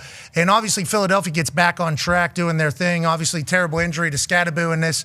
And I think we all believe in the Giants, though, right? Don't we all kind of believe in the Giants going forward? Direction for sure. I think we all believe in the Giants going forward. But also, the Philadelphia Eagles got back to who we think they are, with Saquon Barkley going absolutely crazy, and then this taking place. Your kind of takeaway not only on this play, but the Eagles yesterday as a whole, Dan Orlovsky. Well, on this play, the NFL's lucky that it doesn't really have an impact on the game, because if it did, there would be massive uproar. I've never really had a passionate take or feeling on either side of the whole tush push thing, but after watching this, I'm out on it. I can respect it and appreciate for everything that it's been accomplished and whatnot, but we can't have this play in football where it's a clear and obvious fumble to every human being that has ever watched a game, but for some reason in a whistle and whatnot, it's just a play right now that I think is impossible for officials to defend fairly, I guess, or equally. So this play for me is got to be one that we move away from. Oh, Dan! Okay, Dan. All right, Dan. Dan doesn't want a football play to happen. That's what if they ref it correctly, though? What if the refs start calling it? That's the thing. It's the way it's officiated. I don't know if you can, AJ. I don't know. I don't know, since it's such a unique play, if you can. I was just overreacting because that's what you hear from Johns and super duper football people saying, if everybody can do this and it's an easy play, why didn't everybody do this and it's an easy play? This is a skill that we have. And then now with all the super duper slowdown, it's like, well, the skill is also kind of cheating a little bit, and the refs not being able to call it. Not that that's the Eagles' fault. The Eagles can do whatever the hell they want. They ran it 4 straight times, primetime TV. Mm-hmm. You don't like it? Watch it. Here it is even more. They got to do what they got to do to win a game. They did that. Let's talk about tonight's game that you're on your way to. Commanders taking on the Kansas City Chiefs. A lot of blowouts yesterday. Do you forecast another one this evening, or do you think Marcus Mariota, Cliff Kingsbury, and the Commanders are going to be able to keep this one a battle and maybe even win this thing, Dano? Maybe even beat the Chiefs on Monday night? No, I expect this to be one-sided. Washington defensively keep Patrick under 350 yards. This is a Washington defense that has just really struggled, and Kansas City has absolutely hit his stride offensively in the last month or so. The addition of the 2 receivers has been absolutely tremendous, but the real thing is some of their schematic changes. There's a lot that they throw at you right now. They protect Patrick, and it's, hey, if the shot's there, great. If not, go run around and make a play because we've given you time to go create. You see some of their 4-by-1 formations that when they get in those 4-by-1 formations, there are so many different options that they can get to offensively. Rasheed one-on-one, the speed of Xavier Worthy, Hollywood down in the red zone, their willingness to run the football. It has not been ridiculous, the run game, but just the ability to run it and be efficient and have the willingness to do it. I just don't believe that Washington can match up. Dorrance Armstrong was Washington's really best pass rusher so far this year. He's out. They're struggling in coverage mightily. They're struggling to get pressure. If Kansas City plays up to their game, this should be a 35-plus point game for their offense. That would not be good for the NFL. First time since 1970, or second time since 1970, where only one game was decided by one score or less. Yeah, here it is. One game decided by single digits on Sunday. Wow. Jets and Bengals. That's since 1970. Shout out to ESPN Research and Hembo. And maybe tonight just makes it a full clean sweep on its entirety. Go ahead, AJ. Yeah, Dano, the Packers obviously last night looked very good against the Pittsburgh Steelers. Jordan Love, when you watch him play, are you seeing, he looked pretty damn good last night. What do you see when you watch him progress, as a player in this league? He seems to me like he is supremely confident, and I just love that he takes shots down the field and he's not scared. Yeah, if their under center play action game is working, you can't stop their offense. You just got to hope that you can hold them down in the red zone. That's when they're at their best. Their offensive line has not played great this year, so that under center is a big deal. And then Jordan's just being really great with his decision making. This is the guy that has, for a couple years now, been crushed with his decision making, or in many people's eyes that he's been a poor decision maker.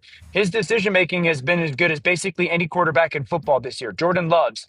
And then, the way that they use their different personnel. You see Tucker Kraft in one-on-one situations, the way that they create Dodd for situations. The check down game for them has been really consistent. The Williams use, they've got a lot of different pieces. They don't really need a number one receiver. Now, let me say this. Christian Watson being back was absolutely enormous. Christian Watson, when he's healthy and impacting their offense, just because his size and strength, they don't really have a size, speed, strength guy at the wide receiver spot outside of Christian. So when Christian's there, it's a different offense. I love the way that Jordan's been playing this year. I think he's playing the best football of his career. Let's go down to Houston, Texas, with a huge win for them. It feels like they needed this. Go ahead, Tone. Yeah, Dan, 30 of 39 for 318, I believe, is what C.J. Stroud had. Would I be wrong in saying this is the best game he looked since probably his rookie season? And what do you think was the difference in this game versus the Houston Texans offense for the rest of the year, which has had flashes but not really been great? Yeah, 100%. That's the best game that CJ's played since 2023. Couple things. The two young receivers really stepped up. Noel and Higgins were outstanding. And then CJ played, when you guys hear football talk, you've often heard people like me say he played hot, right? Defense brings a blitz. Sometimes defense brings a pressure, and that everybody's one-on-one blocking, and we call that playing warm as a quarterback. He played warm really well, and that doesn't mean that. And let me say this, that's something that they have in Houston really struggled with in the last year and a half, is dealing with pressure, both by a plan and execution. He was sensational yesterday. And then the other side, the flip side of this is you see no Bosa, no Huff show up. I mean, they could not, San Francisco, get near CJ. CJ at times had plenty of opportunity to get to this from the second or third progression. So the two young receivers, CJ was outstanding when it came to just playing warm and playing on time. He got through progressions. And then if you're San Francisco, it's a precursor. Maybe it's a little bit of a concern warning sign of, God bless, we couldn't get anywhere near the quarterback. Let's move away from the AFC South and let's go to the AFC North. Conman has a question for you, Dano. Yeah, Dan, out of nowhere, not really out of nowhere, because everyone thought the Ravens were going to be great, and they still might have that in front of them. They're currently minus 105 to win the AFC North, but they're 2-5. The Steelers are 4-3. The Bengals are 3-4. How should we feel about the Ravens, do you think? Lamar coming back? Are they going to really start to go now? Derrick Henry, gets in the end zone twice yesterday. So do you think the Ravens should be the favorites in the NFC or AFC North? And what should our expectations then be for the Steelers and Bengals in that division? Yeah, I still say that Pittsburgh is the favorite. Obviously, last night and the past 2 weeks, there's conversations around them. But let me say this about Baltimore. It's tough to really gauge offensively. They ran the ball a little bit better. They got the ball to Zay Flowers. They were creative in some of their play calls down the red zone. Bateman won on some one-on-one routes. But yesterday really was about Roquan Smith and Kyle Hamilton. Those two guys played so much better, specifically Roquan, than he had at the really beginning of the season. Kyle as a blitzer was outstanding. Chicago really didn't have any plan for what pressure was going to look like or how to pick it up. So I'm encouraged by the Ravens, but mainly because of the way that the defense and those two defensive stars played. This is a very, very poor decision. Hey, let me talk about this play, right, for Caleb before we end up with the Ravens. See how long it takes from him to when he gets the top of his drop to the ball gets out of his hands. Ball's out now.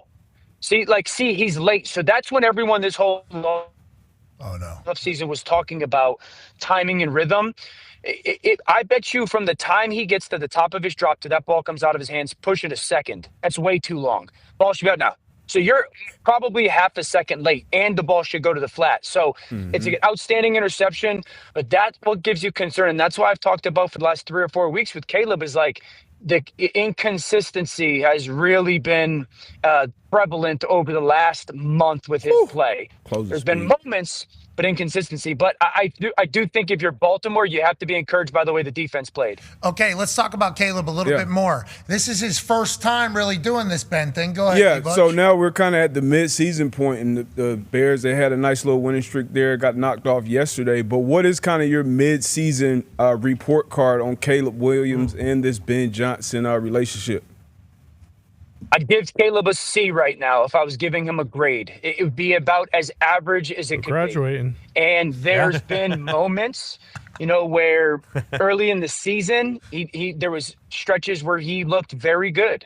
And then there's been a drive here or there in the last 4 or 5 weeks where he's made like a good clutch throw and you feel encouraged. But what has been prevalent over the last month or so is, 1, holding on to the football. 2, and this is where I'm most concerned with D-Butt, is it's the extreme of playing way too fast or playing way too slow, where we haven't found that sweet spot for Caleb yet, where sometimes you're so sped up. Even yesterday, there's 3 or 4 clips where he's so sped up and playing so fast that you're ready to throw the football before the receiver's even remotely close to out of his cut or out of his break, or the window is going to be open. Or you're playing slow, like on that interception, where you get to the top of your drop, and instead of hitching, like he stands flat-footed. Look at him; he just stops there. That's not how that offense is operated. That's not how that pass game, that play-action game is operated. It is all about the timing of your feet. And so, I'm not sounding the alarms here, but what I am saying is, this last month or so, he's kind of been stuck, and they got to get him to consistently play to the right pace with his drop and the timing of their concepts. Because until he does, it's just not going to be what it should be offensively. We hear what you're saying. You got to get there fast and then take it slow. Right? That Brett Michaels? That's where we want to go. Way down in Cocoa. Bermuda. He was about to finish it. Yeah, I was about to finish it. Baby, why don't we go down? We'll get there fast and then we'll take it slow. That's where we want to go. Away from Dan. No.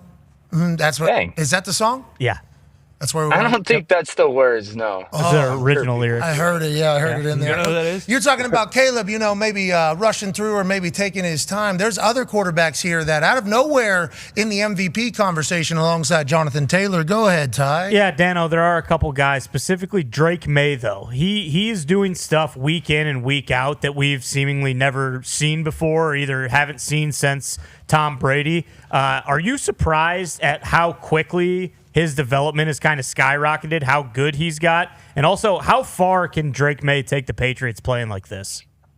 He could absolutely take them to a division title, and I'm not surprised by it. I called a couple of his games in college. He's a tremendous player, and I'm not surprised by it also because Josh McDaniels is freaking unreal. I fudging love what's going on in New England. Can't say that. Fudge, yeah, dude.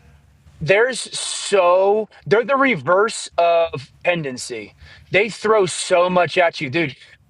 Connor, I'm sure you watched the game yesterday. There's a drive in the third quarter that starts at like 11 minutes, and they throw 6 or 7 straight plays of different personnel, different formations, same motion, but different play. It's nuts. And Josh McDaniels, and when I say reverse of tendencies, they throw so many different like personnel groupings at you. Sometimes there's 2 backs, sometimes there's 2 tight ends. They throw so many different looks at you when it comes to like Josh McDaniels will always call a play in the first quarter, and then there's always going to be a different play off of a very similar look in the second quarter, and then there's always going to be a very similar play off of those same initial 2 looks in the third quarter. Kayshon Boutte is a top 5 receiver in the NFL right now when it comes to touchdowns, when it comes to yards per catch. Whoa. That's insane how impressive that connection has been.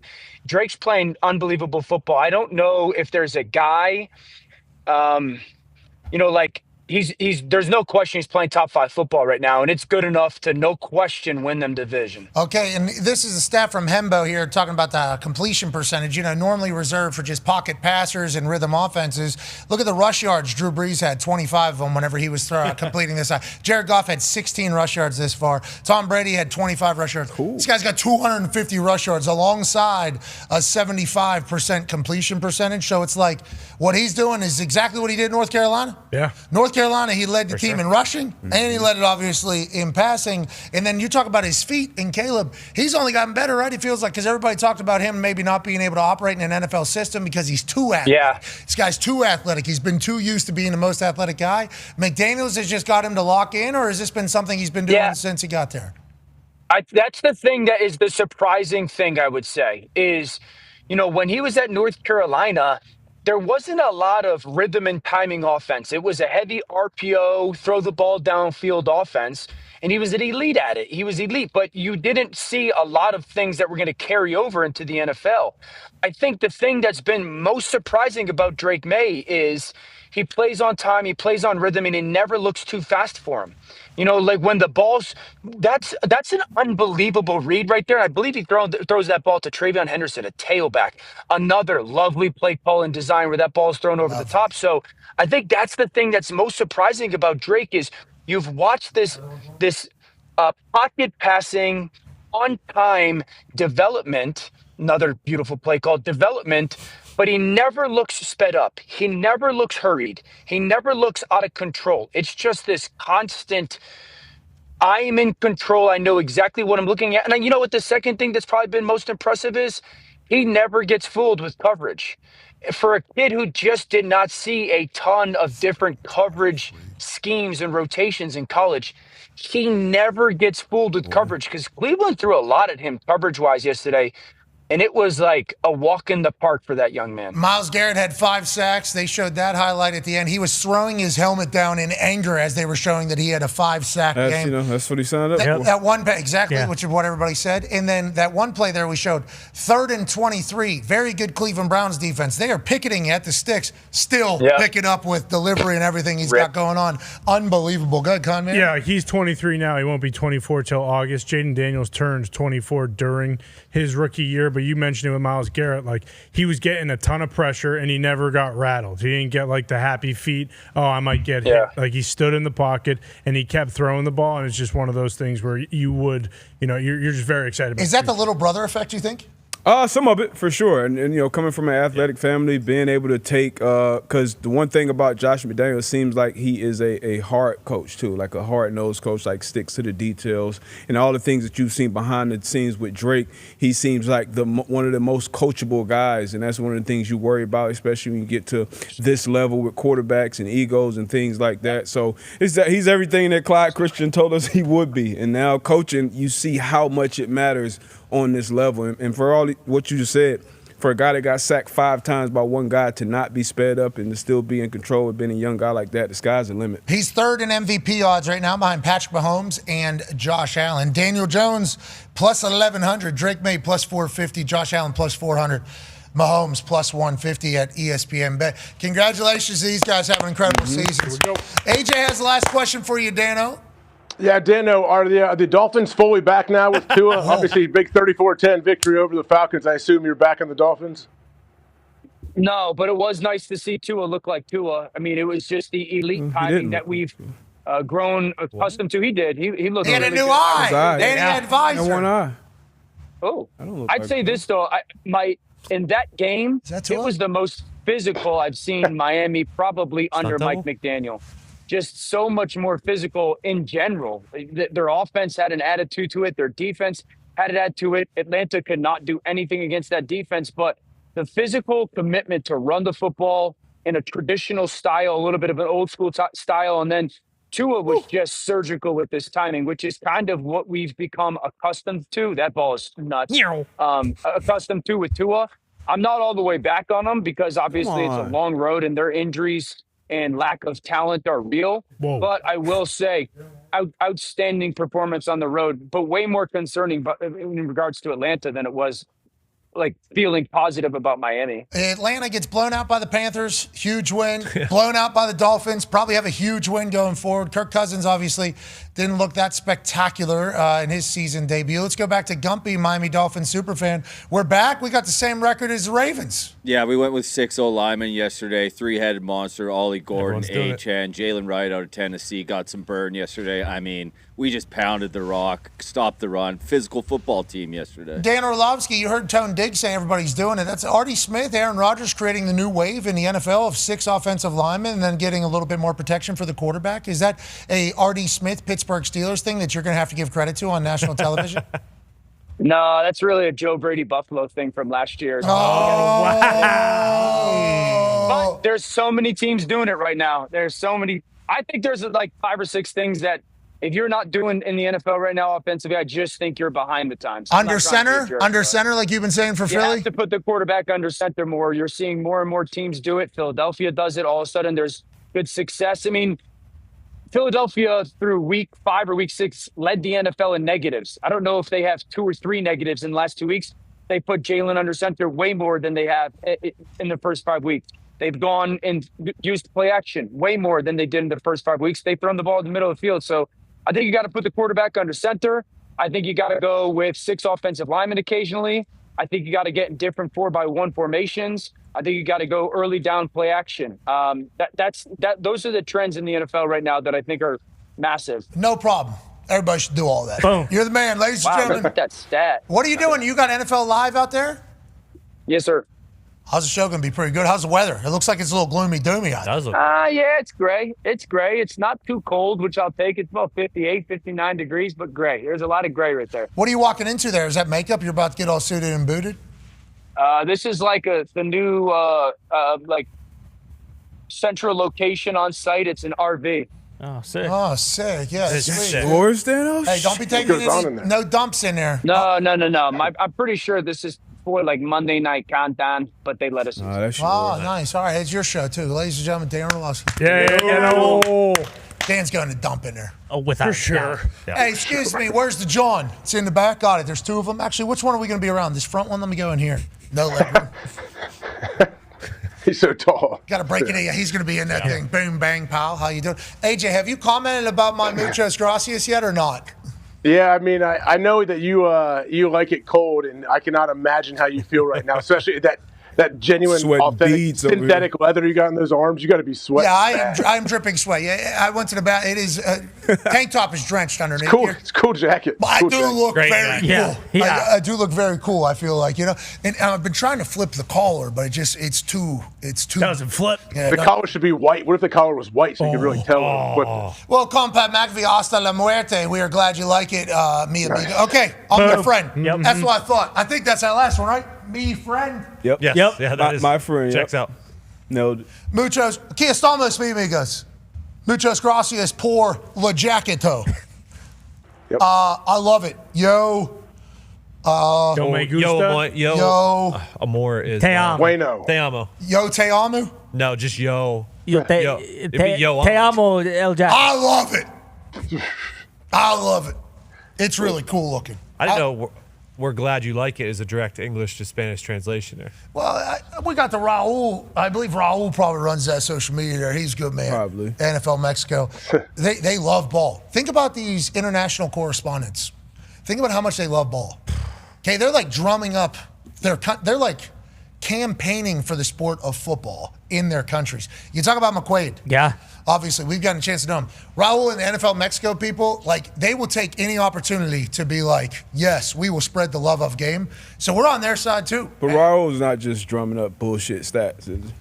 What do you mean, bullshit? McQuaid was boots on the ground last night. Hey, what was the McQuaid stat about no early game and the happiness level of the American football fans because UK and Europe didn't provide a morning game yesterday? Yeah, so they actually went around to like 1,500 fans over there, lads, and they had one of the doctor's cards, you know, like 2 kind of pain, 4 little more pain, 6 little bit more pain, 8 lot of pain, 10 worst pain ever. And he basically said, like, lads, how you feeling after that game? And he just, you know, everyone said with it. Averaged on the doctor little card scale that they've been using forever, averaged a 9.1, lads. Oh, so much pain. This weekend, exactly. Smiley face. He was standing on the Parkway West stopping cars actually last night. Was he really? Yeah, he was With in, his he mind? was in town for the He game. was. And He was in North Carolina for Chapel Bill this weekend. He was doing it all. McQuaid did quite the weekend. For the good of ball. Yeah, exactly. Legitimately for the good of ball. College football had some massive things take place, including a firing of LSU's Brian Kelly, which obviously I don't think anybody could have seen coming from the moment he was hired at LSU. Yeah. Now, on that note, good football coach. I obviously played at West Virginia whenever he was coaching at Cincinnati. Yep. Then obviously he goes to Notre Dame, has success there. Goes to LSU. He's good, wins a lot of his games, but I don't think anybody at any point, and we weren't as baptized into the college football world at the time of him being hired at LSU as we are now.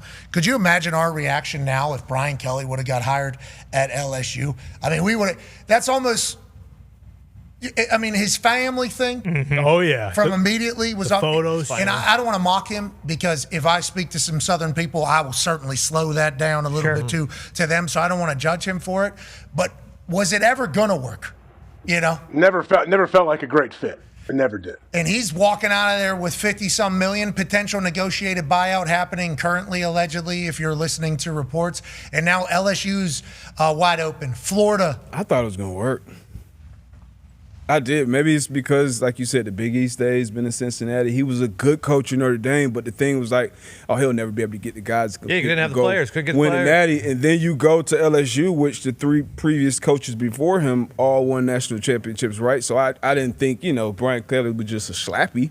I thought he was a good football coach. Thought it would work out. But yeah, Jaden Daniels, Heisman, you're going to have the talent. There's a bunch of Louisiana guys in the NFL. There are going to be a bunch of 5-stars in that state. But now that's probably the best college job available right now. On that note, Tone Diggs, college football author, put out a poll. Best job, LSU, Florida, or Penn State? LSU, now we are from Pittsburgh. We have a lot of Big Ten, obviously, ties with our program because of our location here in Indianapolis, Indiana. Mm-hmm. We thought maybe Penn State would get a little bit of a leaner here. LSU is kind of what everybody's saying. Mm-hmm. LSU is saying, hey, this is an incredible job. 3 out of the last 4 coaches won national championships there at LSU with the amount of talent. Florida, obviously, the state of Florida, always going to be good. Penn State has all the resources in the world and a lot of history. Were you surprised that LSU won this poll on your Twitter account by the wide margin that it did? By the wide margin, yes. Was I surprised that they won? No. I thought it would be a little more closer, a little more 30% for everyone. But, just like D-Bud said, and you talk about the last 3 coaches who were there all win a national championship. They all talk about the recruiting base down there, and you don't have to, compete with those other Florida schools when you're at a school like Florida situation. Yes, Penn State probably has the most money, but when you put everything together, yeah, LSU is the spot. Yeah, obviously this is the storyline right now is the amount of buyouts, and then there's reports now. These are just the head coaches' buyouts, let alone all the assistant coaches and everything like that. What schools and teams and organizations are willing to do to try to win a national championship, especially with the amount of money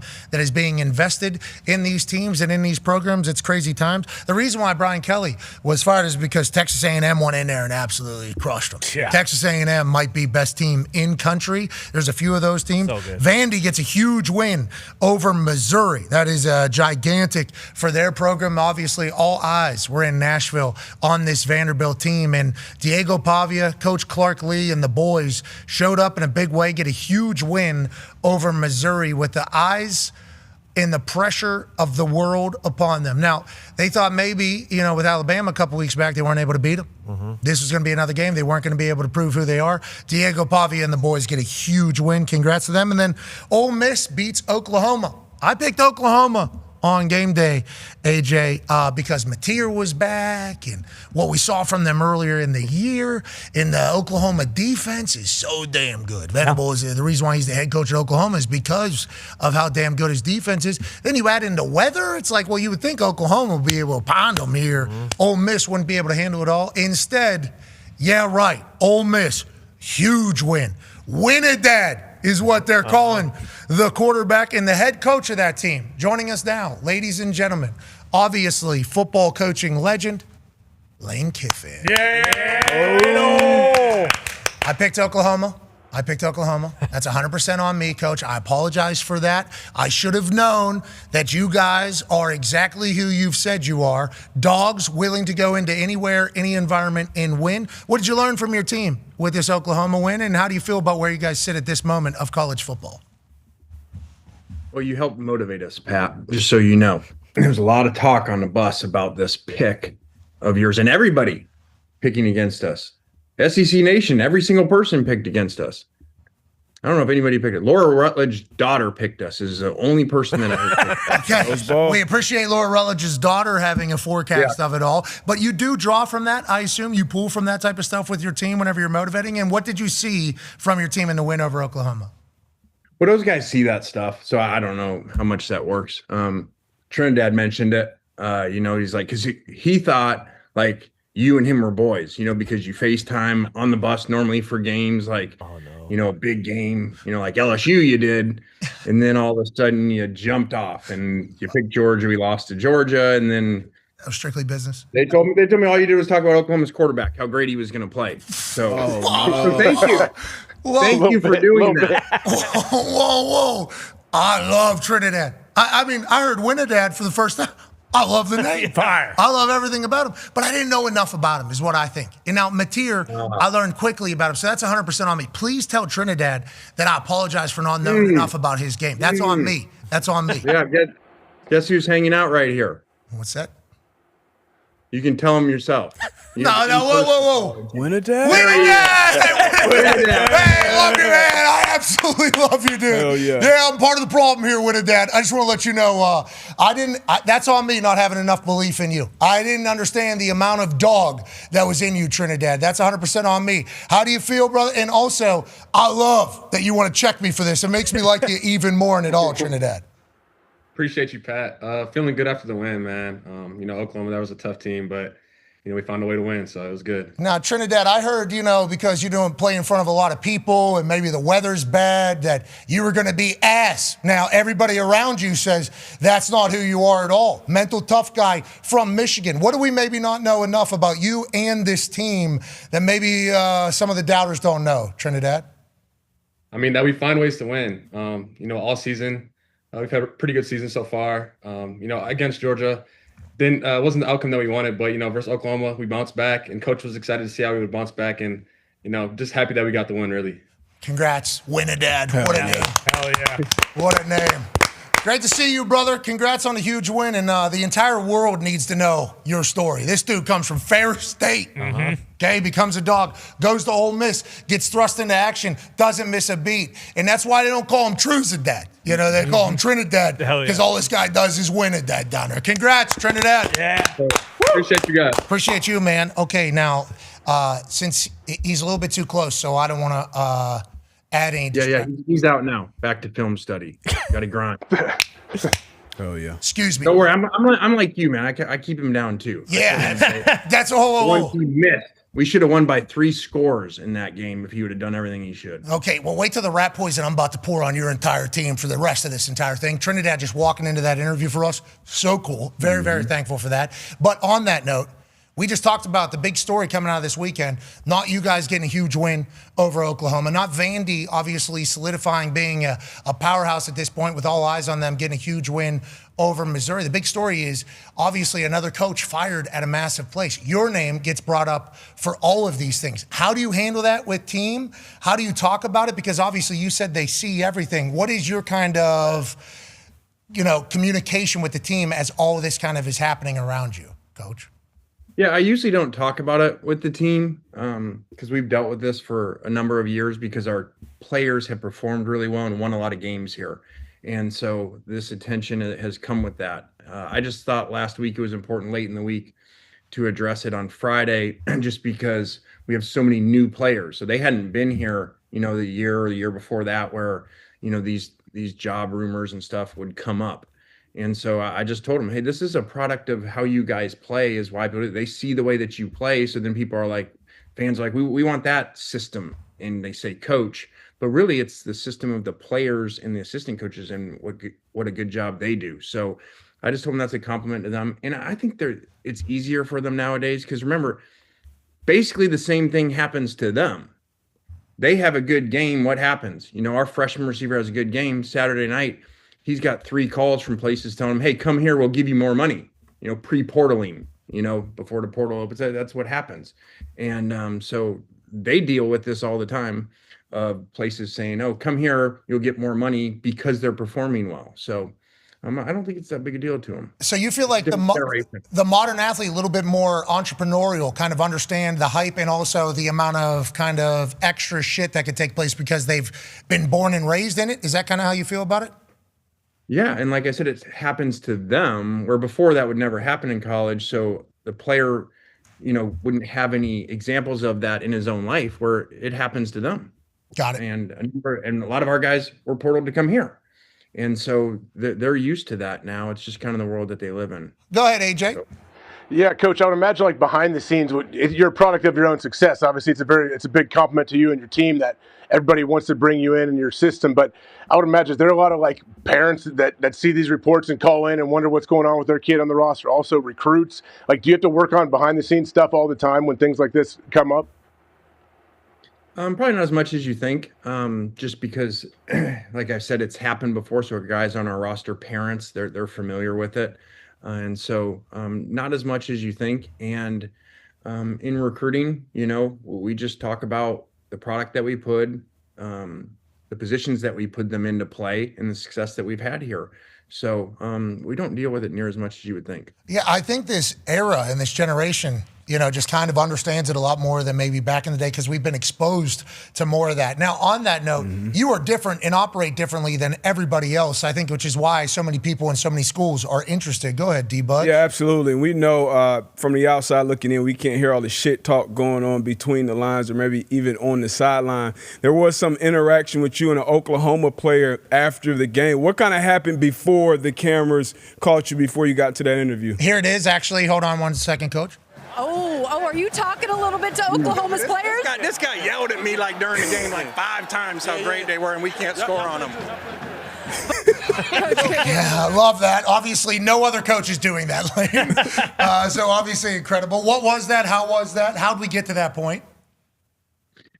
Well, that happens a lot, I think, with me and players and interaction and during the game, especially defensive players, a lot of times they'll say things to me in warmups. I don't know. Maybe they view me as different as other coaches. They kind of talk to me like they do a player. So I embrace it probably because I give it to them sometimes too. And so he'd said a lot during the game, when he's on my sideline, look at me like, you ain't going to score all day, So I really wasn't trying to do it on camera. And interesting enough, I've had a number of players transfer over the years that said, hey, one of the reasons was we loved the way that you interacted with us on the other side during the game, and we wanted to play for a coach like that. So I think our players actually love it. That's hilarious. Yeah, listen, I talk shit to you. You've immediately fired back. I told everybody, this guy's awesome. I don't know how. SBA. Yeah, that is Bruce Arians. That is literally Bruce Arians. Bruce Arians, same exact thing. Like during practices, offense coordinator, defense, talking shit to each other. Players love it. I like that you still have that in you, throughout this entire process of evolving of who you are and becoming this person at this stage of your life that maybe is different than the old past. Like that you still got your edge. Now, on that note, your team seemingly has great edge. Go ahead, Ty. Yeah, Coach, I understand, anything can happen on any given Saturday, but you guys are pretty much through the real teeth of your conference schedule right now, and I don't think you really need any extra motivation to get up when you're playing teams like Alabama or Georgia or LSU, take your pick. But how do you avoid kind of the letdown when down the stretch here you have, some of these teams from the bottom half of the SEC who, if you're not coming in prepared, obviously anybody can get got on any Saturday? Yeah, they can. There's examples all over the place of it, and in college football. But the SEC now is really the NFL. You look at these games; so many games are one score, or now you got so many teams going to overtime to beat teams that they were, supposedly much better than. Jeez. So that's what we're in. That's the world we're in, and so we got to get up every single week and tell guys about that. And this is a really good example. This is an extremely talented South Carolina team. This is a off the charts talented quarterback that can beat you. And so we're going to have to be ready to play. I mean, these guys are ahead of Alabama just, a few days ago. And Alabama's a great team. So this is what we're in. We're in the NFL and the SEC, and you better be ready every week. I love to hear that mentality, and that's good, Coach. And once again, why your name is up for every single job that's available and will be forever, and you having to lock in and continue to do your job in the SEC while still trying to make playoffs and win championships. Crazy thing for you coaches to deal with, especially with the numbers. Yeah. The numbers we're all hearing about, Lano. Listen, Brian Kelly could be a professional golfer next 6 years, getting paid $54 million. That'd be more than Scotty fucking Scheffler. On that note, okay? So you guys have earned it, obviously. Good for the state, good for the program. Tone has a last question for you here, Coach. Yeah, Coach, I do. I was wondering if you have a chance on Sundays to witness what Jackson Dart is doing, and if any of it surprises you, because his moxie and everything feels like it's perfect for New York, and he's been off to a great start. Well, right before I go to that, what Pat said there, just so you know, because you haven't known me very long, Pat, I have never made a decision based off of money, nor will I. And Love that. For a lot of people, they're just like, well, money and it does this and does that. I've seen too many examples in life where money does not buy happiness. So I am never going to make a decision off of money, nor do I care about it. And it's good to have. Jimmy Sexton gets really mad when I say that. He's got enough. We got to get this. We got to get this. And I'm like, Jimmy, I don't care. And he goes, I do. He said, that's why I'm here. Of course. Yeah. That is why I'm here. But to the Jackson, he's awesome. He's my only other FaceTime guy. He FaceTimes me too, so most people just call. Pat and Jackson, they're big FaceTime guys. I want to see. Good to know. Jackson, after his big win 2 weeks ago, the next morning he FaceTimed me, and I was in the quarterback meeting, and he was in bed, and I said, this was really weird. I do not need FaceTimes from you, until you get up and start moving around. So he's just such a cool kid, and he's so competitive, and everybody just feeds off it. So I'm just so happy to see, just like you would be as a dad. Like my own son just had two comebacks in 2 games. Jackson to play like that, I feel like I'm watching a son. I'm just so happy for him. Congrats to Knox. We've been following along on the internet with that incredible high school run. They're on throwbacks and toss-ups, and congrats to you. We appreciate the hell out of you, Coach. All right, guys, have a great week, and make sure you do not pick us this week, Pat, please. No, don't do that, because people continue to hate me. You're Lane Kiffin. Before we get out of here, AJ, I think this would be a good time to let the world know on how great of a human Nick Mangold was, and everything like that. Honestly, I didn't want to put you on a spot, but I think hearing from friends and beloved ones is a good thing for his legacy. AJ, you've obviously known him a long time. Just a couple of words that people need to know about him. Yeah, man, I don't know. Nick was the man. Like, I was nervous, to even think about coming on here and talking about him. But yeah, I grew up with the dude, a college roommate for 4 straight years. unbelievable player. But yeah, just there's no one else like him on the planet. Super unique dude. Looking back, seeing pictures of us playing together in 6th grade, every college memory I have is with Nick. Yeah, this was high school actually, by the way. You see like Nick is smiling in every single picture you ever see of him pretty much. Like the dude is, look at him right here. Are you kidding me? I remember during this game we're playing, Nick was so big, country strong. I'm blitzing the A-gap, whatever. I'm thinking I'm working, and he makes me feel like a little toddler holding on. He's like, all right, bud, easy, big guy, easy, big guy, in the middle of a play. Like, he is just, what a special human. 4 kids. His wife called yesterday morning.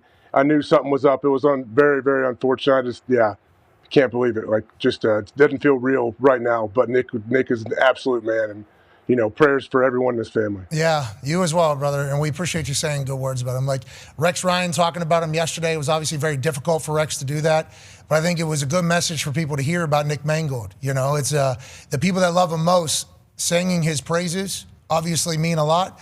But I think you guys that have been around him, and obviously his family knows this, I don't know if there's another guy that's as beloved as Nick Mangold has been throughout the football community and society. Just so jolly, seemingly. This guy's so damn jolly, tough, gritty, and everything we learned about him through you, through his family, through Rex, through teammates, through conversations is the world lost a special, special, special man. And rest in peace. And we are sorry that obviously everybody around him is going through this. And such a perspective putter about literally we have no idea what could happen tomorrow. Now, be a friend, tell a friend something nice might change their life. We're back on the other side, wrapping up this Overreaction Monday. AJ, we appreciate the hell out of you for doing that, brother. I know that was not easy. No, Nick deserves, he deserves everything, man. Fuck yeah. All right, we'll be back on the other side to wrap up this Overreaction Monday. Be a friend, tell a friend something nice that might change their life. And remember, we have no idea what's about to happen tomorrow. Let's try to enjoy all of this. We'll see you in 5. Jack, you got anything to say to the team here? Oh, man, you guys keep crushing and firing everybody up. It's bigger than you guys, and you guys are the friggin' best. Boom. Thank you, Jack. That's amazing. Yes. God damn, I needed that. I got back in shape. I got the best shape of my life. I felt like I just throw people through walls. Oh, shit. What's happening? What is this?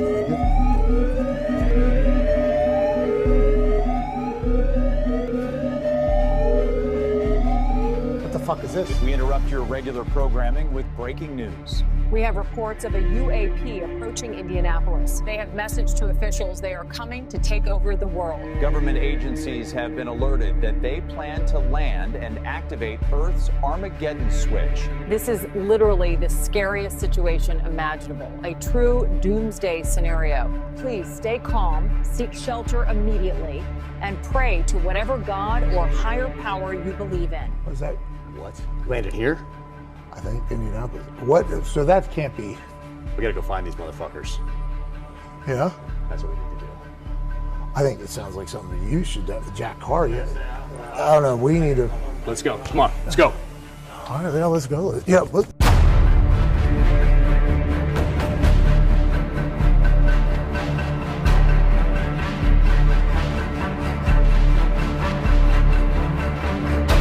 Fuck these pieces of shit. Let's get them.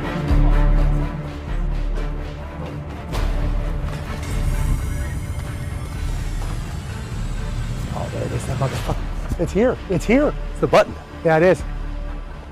Oh. Hey, do you have a rifle? No, I got something better.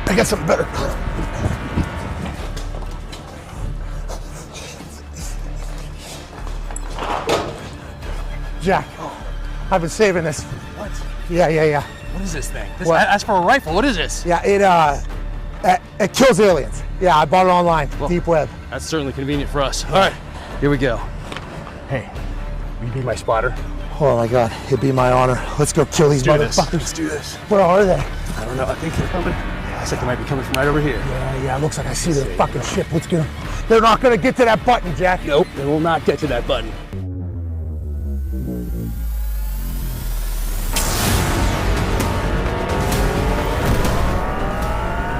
Is that one of them? Yeah.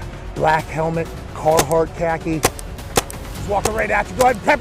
Yep. That's it, Jack Carr. That's it, Jack Carr. You killed that son of a bitch.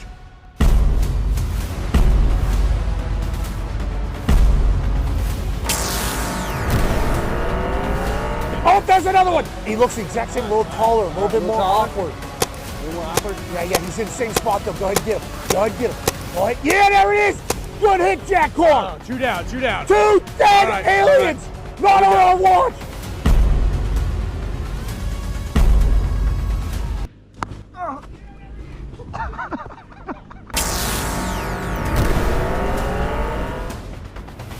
Oh, he came down backwards. This one's showing you his back. No respect. Kind of disrespectful alien here as he drags his carcass around. Looks different. Oh, all 3 of them stacked up. Nice. Jack Carr slaying aliens.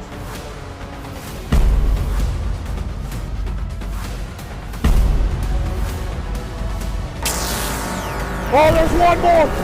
It's a big one. Oh, he looks like an eater. He is an eater. Oh, man. This must be their Supreme Commander. Look at the size. He's looking at you, Jack. He's coming at you, Jack. He's coming at us, Jack. Get his big ass, Jack. Boom! Boom! This guy's trying to take down our planet. Go the fuck out! That's it, Jack Carr.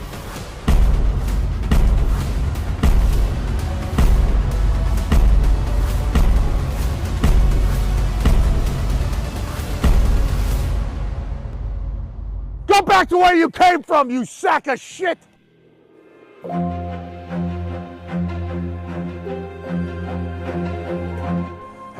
good work, dude. Amazing. That was awesome. I mean, they were gonna fucking come in here. I mean, they just popped up and they just shot him right in the fucking head. I don't know. Good thing we saw that newscast when we did. Well, that's why they do the live alert.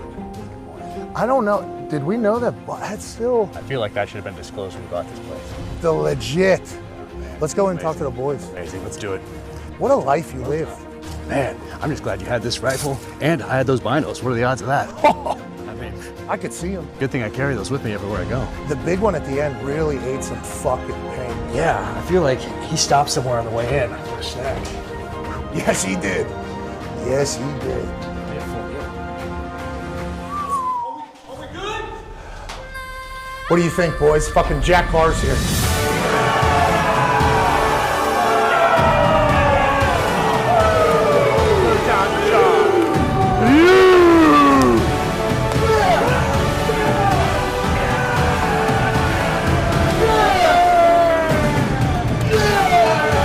If that's not enough reason to buy his new book, I don't know what is.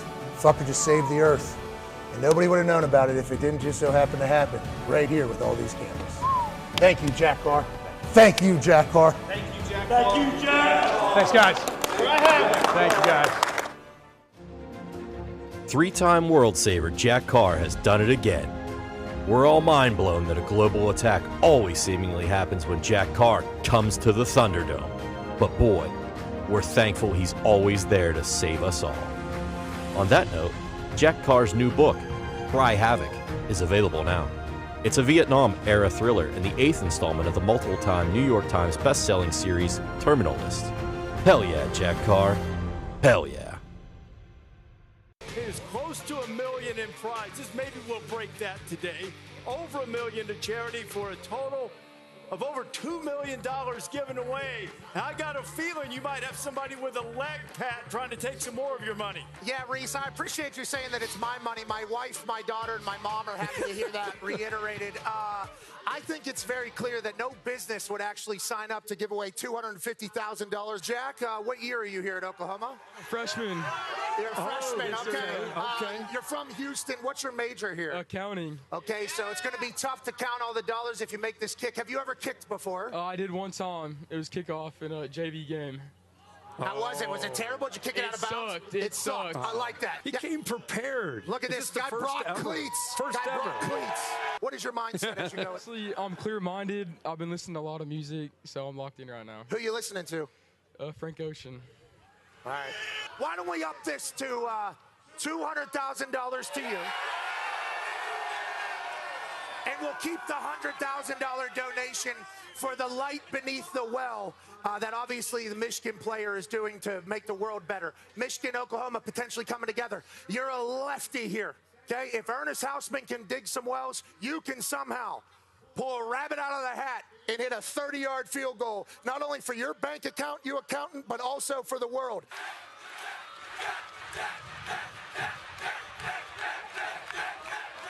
Go on, Jack!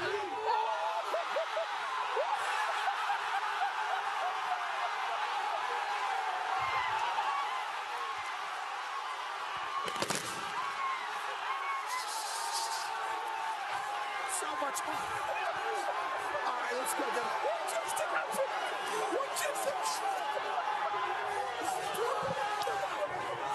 Jack, come here, Jack. Jack. Oh, shit. Okay. Look at that swing! Unbelievable. Jack, Upset of the week. Jack, come here, buddy. The scouting report did not have that going through. Okay, so it was a $100,000 kick. Son of a bitch. It ends up being $200,000 to you, $100 to Ernest Hausman's The Light Beneath the Well, $550,000 in total over the first 2 weeks. Jack, congrats, dude. That was unbelievable. What just happened, dude? I can't believe you hit that. It was all worth it, bringing the cleats, doing the whole thing. Sir. How close did that come? 2 yards. 2 yards, you cleared it by. Congrats, Jack. Let me sign this check. What a magical morning here in Norman. Thank you, Ruby. Hey, What? let's go. This show stinks, and the fact that you listen, we are very, very thankful for it. McAfee on the line with a gorgeous assist. The all-time leading tackler for the Green Bay Packers, you pig! Damn it! Be a friend, tell a friend something nice could change their life.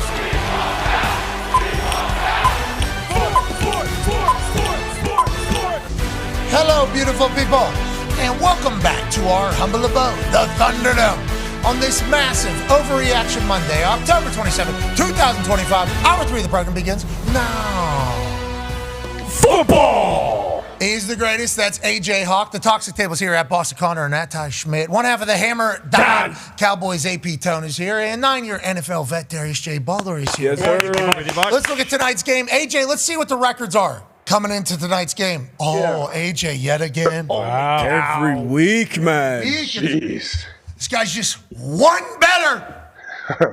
Or two better. It should be 5 and 6. I worked you into a shoot with the Panthers because I worked myself into a shoot with the Panthers. That's a little inaccurate. You're but saying that's 6 and 6, but on that note, my initial hunch was the Carolina Panthers. So you didn't talk me into it completely. You did potentially steer me back to it. I swayed. Now, I did have a full moment of the Buffalo Bills coming out of a bye. I don't know if you saw it. Did you see the clip of me making the pick? Yeah, I was watching. I actually go, oh wait. I just saw the Bills pound the Panthers coming out of the bye. I mean, I literally, that is what my brain tried to tell me. But every once in a while, especially with how I've been doing, you're going to fade yourself even. Yeah. So, Connor, you didn't do anything that I wasn't already doing to myself. And on that note, we can still get back in tie, AJ. Washington at Kansas City. 10.5. Kansas City favored by 10.5 on Monday night. It has been an entire weekend of NFL football blowouts. Will that continue tonight? Let's start with D-Butch. D-Butch, how do you see the game going? And Diggs, are there any other odds? There is a 10 out there. If you're interested in the Chiefs, you can get them -10. Or if you want the Commanders, you could definitely get them at that plus 10.5. 70% of the money is on the Chiefs. How has public money continued to do? This weekend, well, let me say this. So far, favorites are 10-2 so far this weekend. If the Chiefs cover, that would be the best win percentage for favorites in the last 40 years. Obviously, all those blowouts, that's going to happen.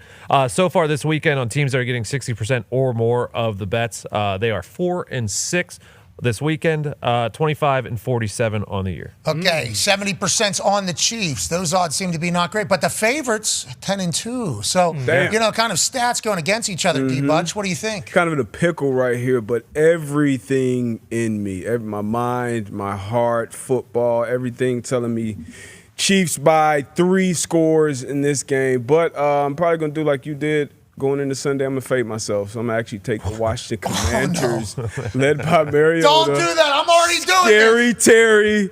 He's showing up on prime time. It's going to be a close game. Give me the Commies plus 10.5. You can't be doing I'm already doing that. We can't have everybody. That can't just become our. That's not good. I know. There's a lot of Not football good. left. Trust me, I don't feel good about it. Come on. It's a betting favorite for the MVP. Connor, what were you going to say? Just the Washington Commanders have had a shell of their offense the last 3 weeks because Terry McLaurin and Debo haven't played together since, I don't know, week 3. So if there's any hope in the 10 points, it would be the fact that they have. Orlovsky also said, this Commanders defense, yeah, right. He did say that. Against the Chiefs. He did. That's He what can't Dan cover. Orlovsky said. He said, yeah, right, buddy. They're not going to be able to stop any of it. So fast. Now, granted, on the offensive side with Marcus Mariota, who we are fans of. Yeah. I am a fan of Marcus Mariota. I was trying to get him to come to the Colts, I think, at one point, to be our quarterback. Happy we got Danny Dimes. Sure. Yeah. Oh, Boy, man. do we have the perfect guy. But Marcus Mariota, also great backup to have if you need him on a Monday Night Football game against a team that's in the middle of a dynasty. AJ, Darius Butler is fading himself. Commanders plus 10.5, even though he thinks the Chiefs are going to win by a lot. What are you doing with this one? Yeah, I would say maybe a week or two ago, I would tend to lean towards Washington Commanders on this one. I didn't like the so many points, but I am taking the Chiefs at minus 10. It sounds like I can get from Tone because it's going to be a raucous environment in there tonight, Pat. You should have went first, Pat. I need to go the opposite age. You know I need to go the I opposite. thought you wanted the Commanders. No, you didn't. You didn't think that. Not one time did you think that. She's going to be there tonight. Yeah. I would hope so. I think Redwood's going to be running around. It's National Tight Ends Weekend. Yeah, that's a good point. How does it count? 2 tuds. Ertz is a good player. Oh, yeah, Ertz going to score a touchdown. He's a good player. I like that little parlay, actually. Ertz and Travis Kelce getting into pain. Add those just to get ahead here. Yeah, you're right. I need a couple. Yeah, Also, Marcus Mariota over 35 rush There you yards. go. Let's see what else. Those two to get You into take the paint. over? The tight Over ends 48.5? to score round plus 600. Okay, so I'm going to take that one as well. That's Okay. 6, though. If you win that, it's 6 wins. 'Cause it's plus 600, yeah. Yeah, it's true. Rasheed Rice, I think he's probably going to get into pain as well. I mean, if we're going to start doing this. I got Marcus Mariota's over in rush yards. Let's see. What else am I seeing out here? All right, Commanders plus 10.5, I guess. That's what I'm seeing. There you go. Because I got to. It's a lot of points. Is it, though? Have you seen what happened this weekend? Let me read these scores. 38-14. That was the Colts over the Titans. 35-25. That was your Packers over Aaron Rodgers' Pittsburgh Steelers. 32-13. Patriots over the Browns. 44-24, Broncos over Cowboys. 30-16, Ravens over the Bears. 40-9, Bills did what they did to the Carolina Panthers off a bye. 26-15, that's 11, Texans and 49ers. 23-3, okay, Saints can't even barely score a point. Eagles 38, Giants 20, that's tough. 34-10, and then 39-38. 10 points, not really that much if you look at. No. But as Normally great, it is. As great as Mahomes is in this dynasty, one of the things over the years has been covering big spreads with the Chiefs. They kind of let teams hang around. Yeah, but it's a brand new Chiefs. It Remember, we is. talked about that. They isn't still the Chiefs because they're better somehow. Are there stats on Mahomes versus Dan Quinn defenses? Because I feel like we didn't look at for the Old Brick versus the Josh Allen primetime game. Maybe there's something there that might help us out. Yeah, that's not a bad. Actually, I would just like to hear Dan Quinn does good. Is that what you think? Yeah, basically. Yeah, just get some positive things. Yeah, from Dan Quinn. I can tell you this. Double-digit dogs on Monday Night Football are 27-9-1 against the spread since 2007. Wow. Uh-oh. So that's it. It's a long time. I don't know if I can make anything in this jacket. Yeah, it's going to be tough. A little bit. Maybe I do a soccer. There you go. You ever do the flip throw? Oh Yeah. my God. I could do the flip throw. Really? Yeah, Can you launch it that much farther when you do that? So for me, no, I could throw it really far just by itself. So the flip throw though did help people that maybe didn't have the best throw to get a little bit more momentum. And the people that had enough courage to do that, knowing that their hands could slip and they could fall on their face right there, I respected that. So yeah, the flip throw was certainly something. But some people can really huck that thing. Yeah. Some people. We had a kid, Michael McDade. Do you remember him? Yeah, he could hook it. Michael McDade could do a just regular soccer throw, like it's seemingly 50, 60 yards. Like he would just be able to throw it. Kevin Love. Long snappers should be really good at that. He was like you though. You guys were not built like soccer players. Yes, he was a dog. He 3 doors down. He could throw it like upper 90 from the sideline. Like actually, like he would be able to put it in. That's a weapon. He played in Norway. He played professional He soccer. did. He played at Pitt and then Yeah, went and played Norway. Not a lot of flip throws anymore. I don't see that. Probably a couple broken necks. Did you ever see those? You know what those were? Flip throws? Yeah, I'm picturing it. Sweet. Handstand on ball. Boom, yeah, do one. Front hand. Okay, yeah. Front handspring on ball. So you would go boom, front handspring, flip, and then as you're whipping up, obviously. It's like a catapult. Yeah. It's a full on. Jeez. Yeah, it's a lot of There's action. A lot of mo, though. Yeah, but you very rarely scored on it. It was like it was a hope and a prayer, but boy, there was a big to-do. Oh, yeah, it looked cool. When somebody was doing a front He was flip. doing that shit in games? Hell yeah. Oh, yeah. It was, yeah. Wow. It's pretty sick little time in soccer. I'm just picturing like D-Bone doing that one. I don't think that's the right person to be thinking. I think he's built to do that. My part. How did you, Ball? Hey, I heard you, AJ. I heard you were playing some games. I heard you were rocking some rims. I played a few, yeah. I almost tore my Achilles, and then it felt like that the next day. But, yeah, it was fun. I won a few, lost a few. It was good. Gave some, took more. Yeah, I understand. Yeah. I get what you're talking about. You could feel your Achilles about to pop? Yeah, you know, as I think I played maybe 4 or 5 games in a row, I was sweating bullets, like full-blown sweat, driving home. You know, your sweat freezes to you the whole time. It is a good little workout. I think you should get 2 points for a dunk tip, 1 point for a lay-in tip. Yeah, because it helps him, and all he does is dunk tip. I mean, he's just trying to rig the game for Dunked it himself. 1,000 times. Yeah, I heard you're really rocking you the should rim. dunk it. Yeah, that's the name of the game, right? That's why you lower the hoop. No, U-ball is the name of the game, and the hoop is lowered because it's a state fair game. So we can dunk tip. Agreed. But yeah, I mean, that's certainly a positive, but it's also gimmicky. I mean, it's a little ball. It's a different, it's a gimmick. It's not just so we can dunk it. Now, granted. Well, it's not fun to tip the ball. Like, you could leave it at 10 foot, and I could get lay-in tips all day long. Like, that's not fun. Yeah, it is. Slapping the board when you tip the ball is fun. Don't be a prick. Smackbacks were big. Like in 7th grade, like, my first smackback. Some of us don't live above the rim. Smackback sounds cool still. But on that note, it is lowered so dunking capabilities can happen. That wall, though, was built by us, basically. That wall that hoop is on. Is it load bearing? It's a good wall. It's got to be. I don't think so, buddy. It's not. That thing is just. So you guys got need so to much rebar and concrete behind that brick. We're maybe. Good. I don't think so. Right on the other side of that wall, actually, is the gym, and then there's a golf simulator on the other side. So you and D-Bone really testing the limits of the contractors that were certainly in here, who did a great job. We're going to say that they did a great job. Certainly. But every time D-Bone was wrecking that thing, I just thought of the entire thing coming down and really being problematic. Now, you shouldn't think that way. It's probably much more sturdy than I imagine. But I remember when this place didn't have that wall. And then I watched that thing kind of get built up. And just the thought of you guys just trying to shack that thing is a little scary. Yeah, just a little scary. But I appreciate your guys' intensity. I will say that. I appreciate your intensity, AJ. D-Bone had like 10 reverse dunk tips like behind his head. Like he's an athletic. Yeah. In athletic, yes. How's he doing jumping wise? Timing? D-Bone's timing on his jumping good? I mean, you guys are just reffing him. I don't like how you guys ref him. It's What do you mean, unfair. I mean, he had one his elbow was at the top of the fucking box. When was this? Two, your foot. Yeah, his elbow's up there, but his foot is on the ground. Like, He's not Wemby. He can't. That's impossible. Hey, I heard Wemby's the real deal, huh? Yeah. Everybody's talking about Wemby He's being a the real cheat deal. code. Cheat code. So, and then also Austin Reeves is the guy? Yeah. Heard he won for 50 last night. Mm-hmm. That's awesome. Cooper Flag, right, going crazy. He had his moment. He had a nice dunk. I think that will catapult him to kind of Zion Williamson. Yeah. Mm-hmm. Oh, yeah. Doing his thing. He's he's rocking rims, right? They're doing it. Wemby blocked him 10 times, but they still won. I think Wemby's going to do that. Yeah. Yeah, that's Wemby football. So he went with the Monks and came back more aggressive. Yeah. Went Monks to KG. Yeah, he covered all the bases. Monks, KG, Hakeem. I mean. So that video of KG, Dahn, exactly talking up to him, I didn't hear that. What's going on? I don't think that footage has actually been released yet. So That's you guys just saying he went to KG, that was like hey, Wemby went and trained with KG? Yeah, That's what that photo was? Yes.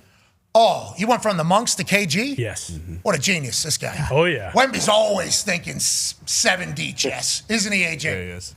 Yeah, and he's 9 feet tall, and he can block everybody's shot, and he doesn't even have to jump to dunk from like the 3-point line. And he's got wiggle all of a sudden. Oh, yeah. He's got handles like it's wild. What's the deal? Step backs, this guy. That's the craziest part to me. Like blocking shots, okay, and even when he does he jump to block it, like you anticipate him going up there, but him like this shit right here, just bringing the ball up, being able to handle pull up three, like come on, man. Yeah. Like that's some NBA 2K created player type shit. Like usually guys that big can't fucking walk and chew gum at the same time. And he's stepping back, dribbling, reverse dunking, no look pass. Like, I mean, come on. SWAT team, dude. Full SWAT team. I just watched him swat those 2 shots back to back, just waiting. He's literally just sitting there toying with people. Yep, and that one's mine. Yeah. Let me hide under here. Yep, that's mine. Thank you for coming. And also, that's mine. Yeah, I mean, welcome to the SWAT team. Good for Wemby, good for basketball. Basketball needs a lot of good stuff to happen to it. It does. Yeah. Yes, it does. Tyrese Halliburton dunked. Here we go. That's it. Okay. He dunked. Tyrese Halliburton dunked. He's on his recovery of the Achilles, obviously, week 17. He ooped himself. Still got a little soft. Oh, yeah. He's going to drop like that. they did that. Now, obviously, we remember Jason Tatum showcasing his dunk and obviously a part of the process in his recovery. Jason Tatum a couple months ahead of Tyrese Halliburton, so he's literally chasing him. I think they use the same surgeon and everything, so kind of has a trail and a blueprint ahead of him, but obviously that's good news. All right, NBA, good luck. Good luck, NBA. Good luck, NBA. Good luck. Good luck. Need some great ball on the court, don't they? They're getting it early. They need some good highlights out there. They need everybody trying real hard. Go ahead. All the rookies are playing really, really well. Like, genuinely, they've had stars. It was essentially just on the court, probably the best start to basketball in a long time. Turning it on, just like baseball, turning it on, watching, captivated by what's going on, and then sticking around. And then immediately after watching, I'm like, man, I wonder if people are still going to watch this because of everything that's going on.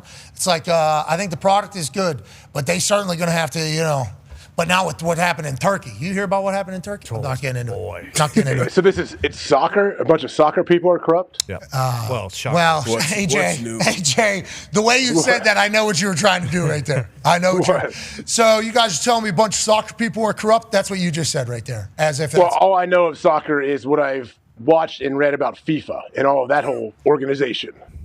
And what have you learned about that? Just you get a World Cup potentially if you... There seems to be some, some backdoor deals, some quid pro quo, is that what they call it? Even above that maybe, and some questionable situations, building stadiums and such in different parts of the world. Now, on that note, boy, soccer, good sport. Yeah. Good sport. We're going to win the World Cup, but I'll tell you what, if the refs are on a take in that sport, you can just free kick, penalty, offsides, anything. Just like basketball. Yeah. Basketball, you can call anything. You can get a yellow card for a guy, really, if you want to early. You can, in soccer, I'm not saying all soccer's doing this. Can't say that. Can't think that way. Can't do that. But in these sports where, like, anything's a penalty, basically, I mean, that's all. And only one guy knows how much time is left in the game, too. What's that? When you talk about referees, I mean, that's all sports. Yeah, because I guess holding every play in football. Legendary coach Jose Mourinho was pounding the drum that the Turkish league was rigged when he coached there. Now he's out of there, but he was right. Jose Mourinho? Yeah, legend. The special one. I heard Messi gave a sit-down interview on whether or not he's playing in a World Cup. Yeah, it's going to be on NBC tonight, I believe. Is it like the decision? Yeah. Who did he sit down with? Chris Sims? Yeah. Hopefully. No, I don't think it was Chris Sims. I don't think it was Florio either. Might have been NBC News. I think it was Good Morning America or something. Yeah. He'll be out there. Nate There's Burleson? no way he's not playing. Might have been Nate Burleson. Yeah, he's Billy Bush? Terry Bradshaw?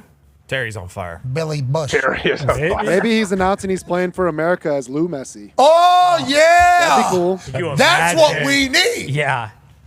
What was that guy selling, Terry?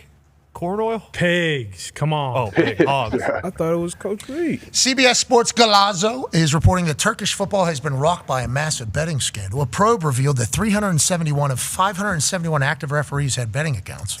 And 152 of them were actively gambling. Good emoji usage there by CBS Sports Golazo. That is something that'll make you blush. Wow. They have 570 referees. Yeah, and 370 of them want to think about getting a little action, and then 152 of them said, don't think about it, let's do it, actually. That sounds like a problem they're going to have to figure out over there in Turkey. And I'll tell you what, I'm done betting on Turkey soccer. Me too. Fuck that. I am done. I don't like what they're doing. That's bullshit. AJ, we make a promise right now. We don't bet on Turkey soccer anymore. Okay, AJ? It's going to be tough. I won't bet on it anymore. I'm still going to watch it, every one of them, but I won't bet it. Unless it's Champions League. If like Fenerbahce is playing in the Champions League, you No, can no. There's no Turkish refs. You saw the numbers. There's no Turkish refs in the Champions League. Oh, yeah, I'm sure they don't follow the team. Okay. Yeah. Yeah, right. I'm not betting on it.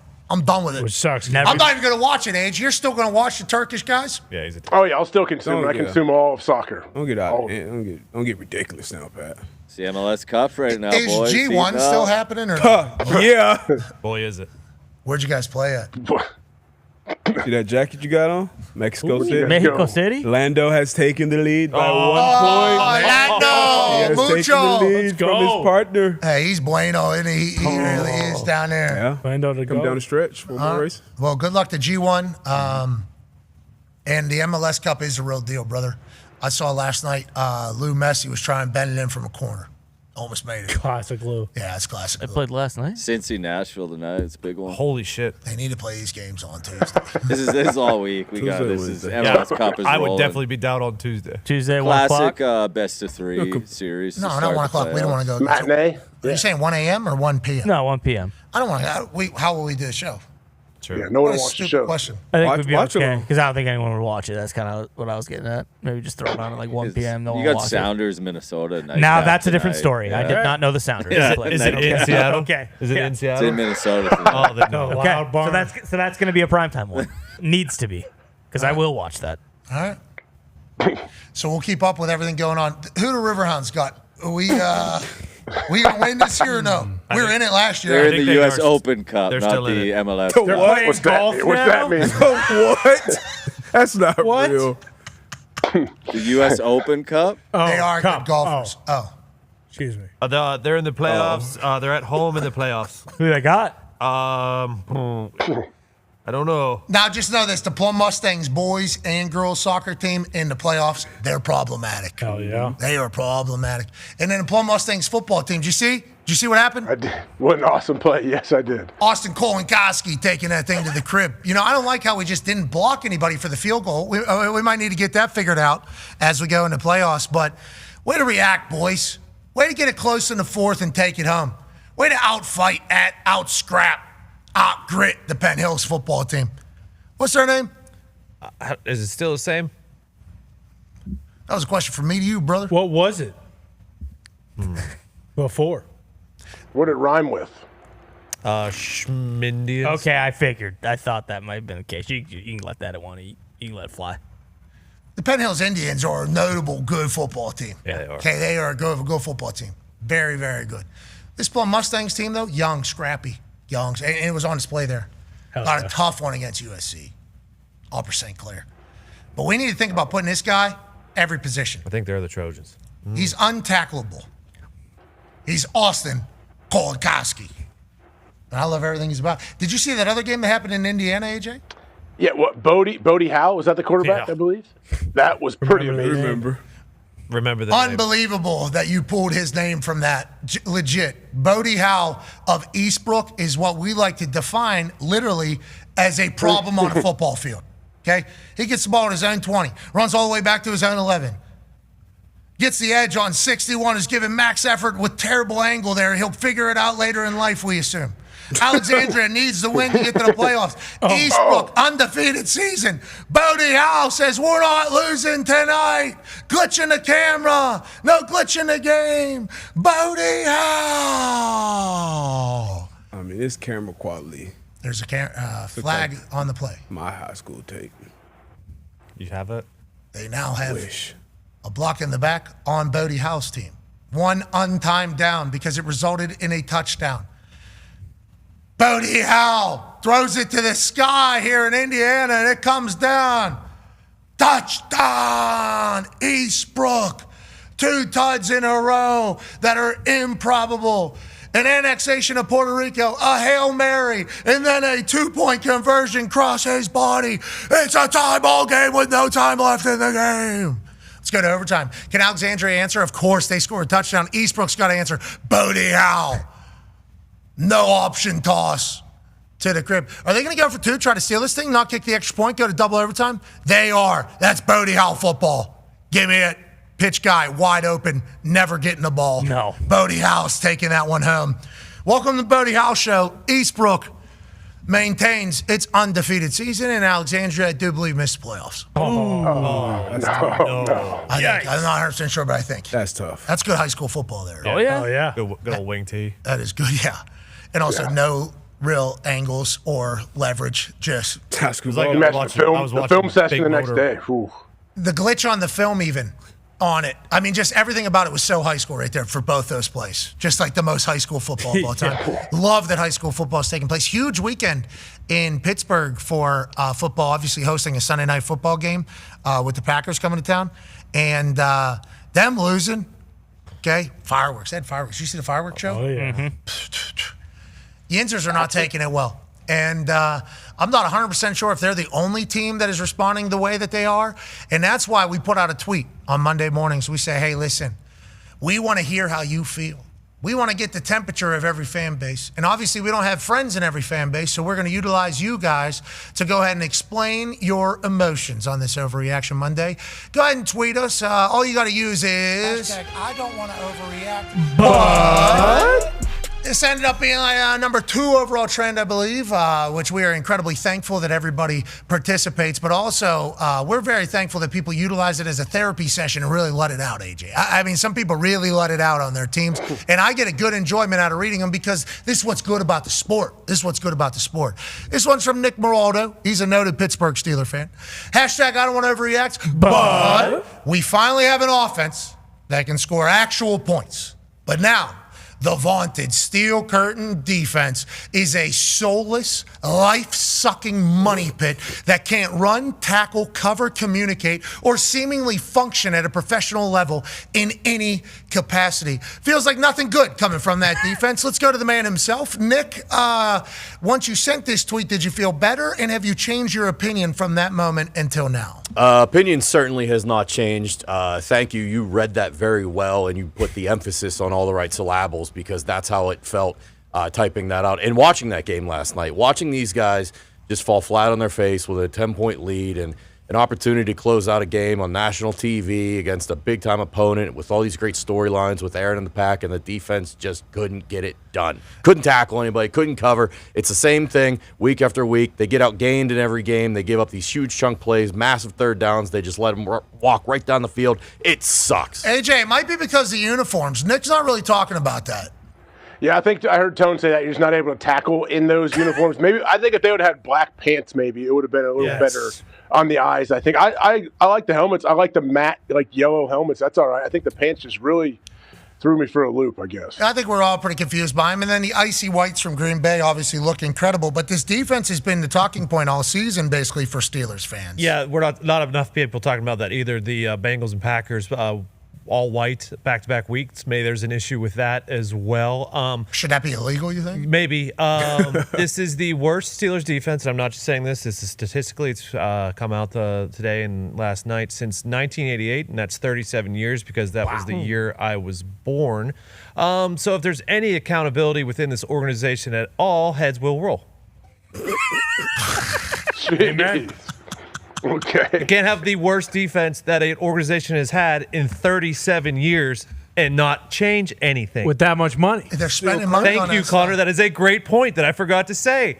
They paid everyone. What are you changing? Week 9 now. Where does it start at? The top or the bottom? Oh, jeez. This is Overreaction Monday. We're certainly experiencing, especially with a primetime game and a good opponent. We got all the pieces. We're supposed to go on a Super Bowl run. Why didn't it look like it, is what Pittsburgh's saying. Let's go to another Overreaction, shall we? This is from Josh Dorsey. Hashtag I don't want to overreact. But Sig and the boys put their SIGs out on UCLA's ass. Colts continue to roll and beat the Titans. According to Source, they're renaming the Tennessee Shitans. Been since 2012 with the last running back MVP, JT. 25 MVP. Life is good in the state of Indiana. Amen, Josh Dorsey. And Jonathan Taylor's special. This guy's so good. He's so good. The angle that we had from where we were sitting on the tightrope down the sideline, he was running away from us. It just didn't make any sense. Like, just physics didn't make sense with how big he is, how fast he is, how strong he is. Somebody's touching him and him looking down and being able to keep his balance. He's special. This guy's really good. And his celebration is sick, AJ.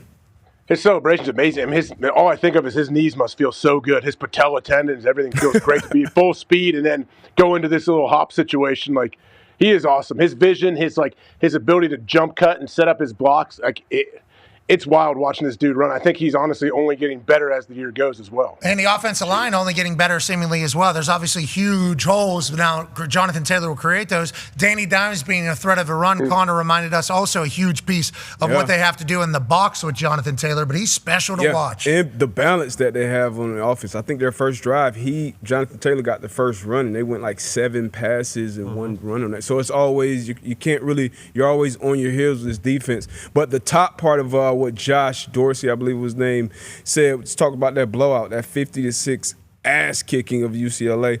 I don't like that now. Finally, after UCLA gets their ass kicked, now we get to see the head coach. I didn't like that. Yeah, new That was bullshit. Hey, Jerry had it off day, okay? It's like, all right. There we go. It's actually Coach Skipper. There he goes. Got his ass kicked. Tim Skipper, right? Tim Skipper.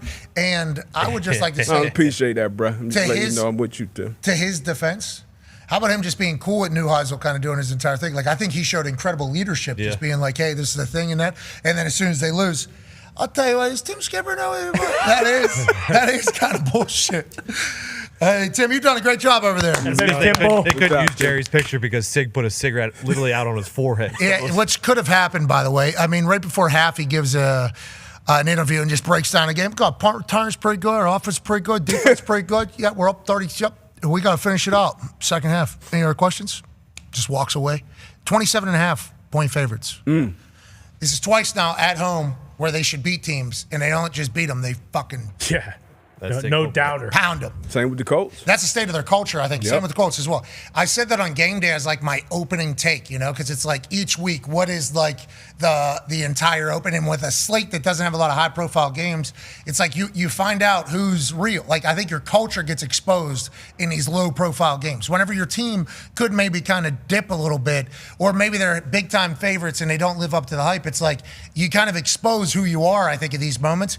Indiana has throttled people. I mean, just no questions asked. That's Signetti's culture, I think. And I'll tell you what, people in Indiana who are football people, which there's obviously are a group of football people out here, love basketball as well and racing, but they love what's going on. And Sig couldn't be the more perfect person to lead this Hoosiers team. Could not be the more perfect person for this state, AJ.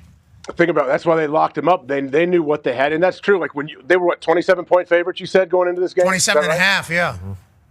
Like, that's when you see some great coaching, when a team comes out and they do what they were supposed to do and they go annihilate a team that they felt like they had the upper hand going in. Like, that's another different form of like coaching that you have to handle. Like, how do you handle success? Hey, now we're the big dogs here. They expect us to win. Oh, and we went out there and we put a stamp on it, and we won by much more than what they even expected. Like, that's not an easy thing to do. Human nature is to kind of let down and not pay attention to all the little things. And you can tell Sig is on those dudes every single day, attention to detail, all of it. Like, he has them rolling. That's talent evaluation, too. Like, I think the reason why Sig came out and talked all this shit early is because he said he felt obligated to with what he learned in the first 8 hours about everybody's expectations of what Indiana is. But whenever he says, Google me, I win, I think that's because he had a lot of faith in his evaluation process, in finding the right guys for the process. And it feels like he finds everybody with chips on their shoulder, kind of overlooked, and then he coaches the hell out of them. I think he coaches hard. I think he's a pretty accountability-driven coach out there, and he finds the guys that can take the coaching and get better and buy into the culture. He's done it back-to-back years now. We assume he's going to do it going forward. His eye for who's right for his program is spectacular. And he has never changed. He's always been like that. I just saw an interview of him this weekend from IUP, which is a D2 school in Pennsylvania. He's the same exact guy. But was this the Pepsi and milk game? Yeah. Okay. Yeah. Nate Bargatze. He was awesome. Oh, yeah. He was incredible. He's he's special talent. Yeah, Nate Bargatze is a special talent. You know, just like operating at a very high level. They call it the Harvard of the South, and he said, "I didn't go to school here, but I certainly, bear the fan trauma or whatever he said." But his intelligence like radiates out of his brain whenever he starts talking. You know, there's like Texas being number one. Texas is number one in the country, right? And I believe that. Yeah, and pulled it off. Yeah, because that could sound very stupid or dumb. Pulled it off. It's like Bargatze's a special talent. I talked to him a little bit. He was in between shows. He was in Chicago on Friday night. Then he was doing Cincinnati on Saturday night. So he flew in to do that. Perfect. Which we are very, very thankful for him doing. Obviously special. Kenny, Dirks, you name it. Like there was a lot of ask to perform because it was Nashville. So we sent out a lot of requests to a lot of people, obviously with everybody's gigs and schedules, trying to make it happen, including the band that was up there with Dirks and Kenny. It's like that whole band is a part of other bands, and like just kind of piecing it all together for the good of the show is sweet. But Bargatze, he told me the number of shows he's doing this year, and they're all arenas. It's like he'll do back-to-back nights. Congratulations, Nate. You did it. Nate. He did it. And his brain on display. Go ahead, AJ. I'm sorry I cut that off. I saw him a couple months ago. Like, and I think I've told people, like, saw him a couple months ago at the basketball arena here at Ohio State, and he was unbelievable. Start to finish, he was great. And he sold out that arena, the whole arena, but then he's in the round. So there's probably 20,000 people in there. He had a Saturday and Sunday night show, both sold out. And I was like, man, I've known of his stuff. I've seen his stuff. I hadn't seen his stand-up yet live. He was unbelievable from top to bottom. Special. He's special. He's like a special talent. Doesn't swear. Super, super smart. Callbacks, everything, and his delivery. He's not a nerd. You know, like sometimes super smart comics have a nerd delivery. It's like, nah, he's a fucking genius. This guy, expert level brain in this entire thing. I don't know how his picks did, but I appreciated that every single one of them. And then he was trying to recruit that 5-star. Jared Curtis? Yeah. Is that what you're going to say, Connor? Yeah, when BYU, Iowa State came up, they got to him, and he just didn't give a fuck about the game. He went right to Jared Curtis. Yeah, so he had Jared Curtis written down on his notes. He didn't have as many notes as everybody else. People have been showing up with notes since Timothée Chalamet. So Timothée Chalamet has kind of changed the way people feel about what they're allowed to do. Because Timothée Chalamet obviously came in prepared, had notes, and we were all appreciative of that. I think a lot of these celebrities are like, I can't have notes. I got to go in there and act like I know what I'm doing. And then they get up there and they see my shit. It's like, yo, I got notes on all this. Like, got 1,000 notes. We are living in this thing. You should definitely take notes. These are a lot of teams. So like people have been coming up with notes, and it's like very cool to see the prep that they put in. Jared Curtis, that kid's name was written real big, just like right at the bottom. Only thing I saw like in big marker. And I saw it like as soon as he sat down, I was like, good notes. And then I heard him hit it first time, Jared Curtis. He's like, he's here on a visit. He could stay at my house. He could do this entire thing. And he moves on to the next one. Then he hits it again. I look over at his sheet and I see Jared Curtis. I point at it. He goes, oh yeah, we need him. We need him. It's like he feels he's like a part of the recruiting mission on there. I appreciated that. Clark Lee too. He was good. 3 days a week, water or fasting. Yeah, he seems like he's pretty squared away. That guy's pretty disciplined. Very, very disciplined. Nate went 7-2. Is that what you said? Wow. Him and Jelly Roll, I think, going to be tied. Jelly Bubble, Jelly 6-2. Jelly went 8-2, maybe. We had 10 picks. Then he went 7-2. So I don't know which ones. Picked Minnesota too. Yeah, fucking layup, and he kind of just gave one away there. But didn't he say these are the same schools? He did, which he's also wrong about that. But that's okay. He's a fucking talent. He's a talent. Iowa's lingering. They are really lingering. I'll tell you what, boy, that was a fun game to watch. I told these guys, I feel like I got a pretty good beat on the PJ Fleck tenure at Minnesota. Kind of know when, hey, probably going to beat Nebraska here. And then, boy, did they just fucking lay an egg against the Hawks. Hawks, had a rushing touchdown, a passing touchdown, a punt return touchdown, and a pick six all in the first half. So it was a laugher pretty early. It was an Iowa clinic. It was. And you made the succinct point on game day, Pat, of I was always lingering. No one wants to believe in them. Hey, everybody thinks this team stinks. They don't score points. They're going to win every game 6-0. They're not. And boy, do they got a big one in a couple weeks here with Oregon coming to Kinnick. And I'll tell you what, you win that one. You pack your bags to whatever SEC school you're going to be traveling to for the playoff. Okay, so when is that game against Oregon? November 8th. Which is bye week this week, then you got that. Yeah, Oregon and Iowa both have byes this week. Oh, 2 weeks to prepare for each other. Bingo.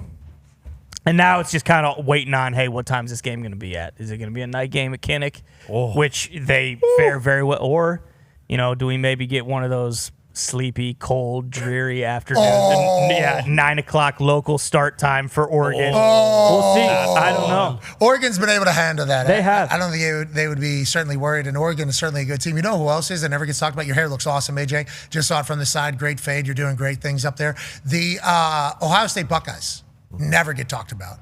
I mean, never, ever. Number one team in the country, reigning national champs. Julian Sainz completed like 87% of his passes or something like that. Everybody's so good. Their defense hasn't really given up a touchdown other than the Illinois game. That's literally the only team that's ever really scored on them. And nobody's even talking about plus 225 to win the national championship. Jesus. There's 135 schools that are vying for the national. They're plus 225. Nobody's talking about them, AJ. Do you guys like that or not like that?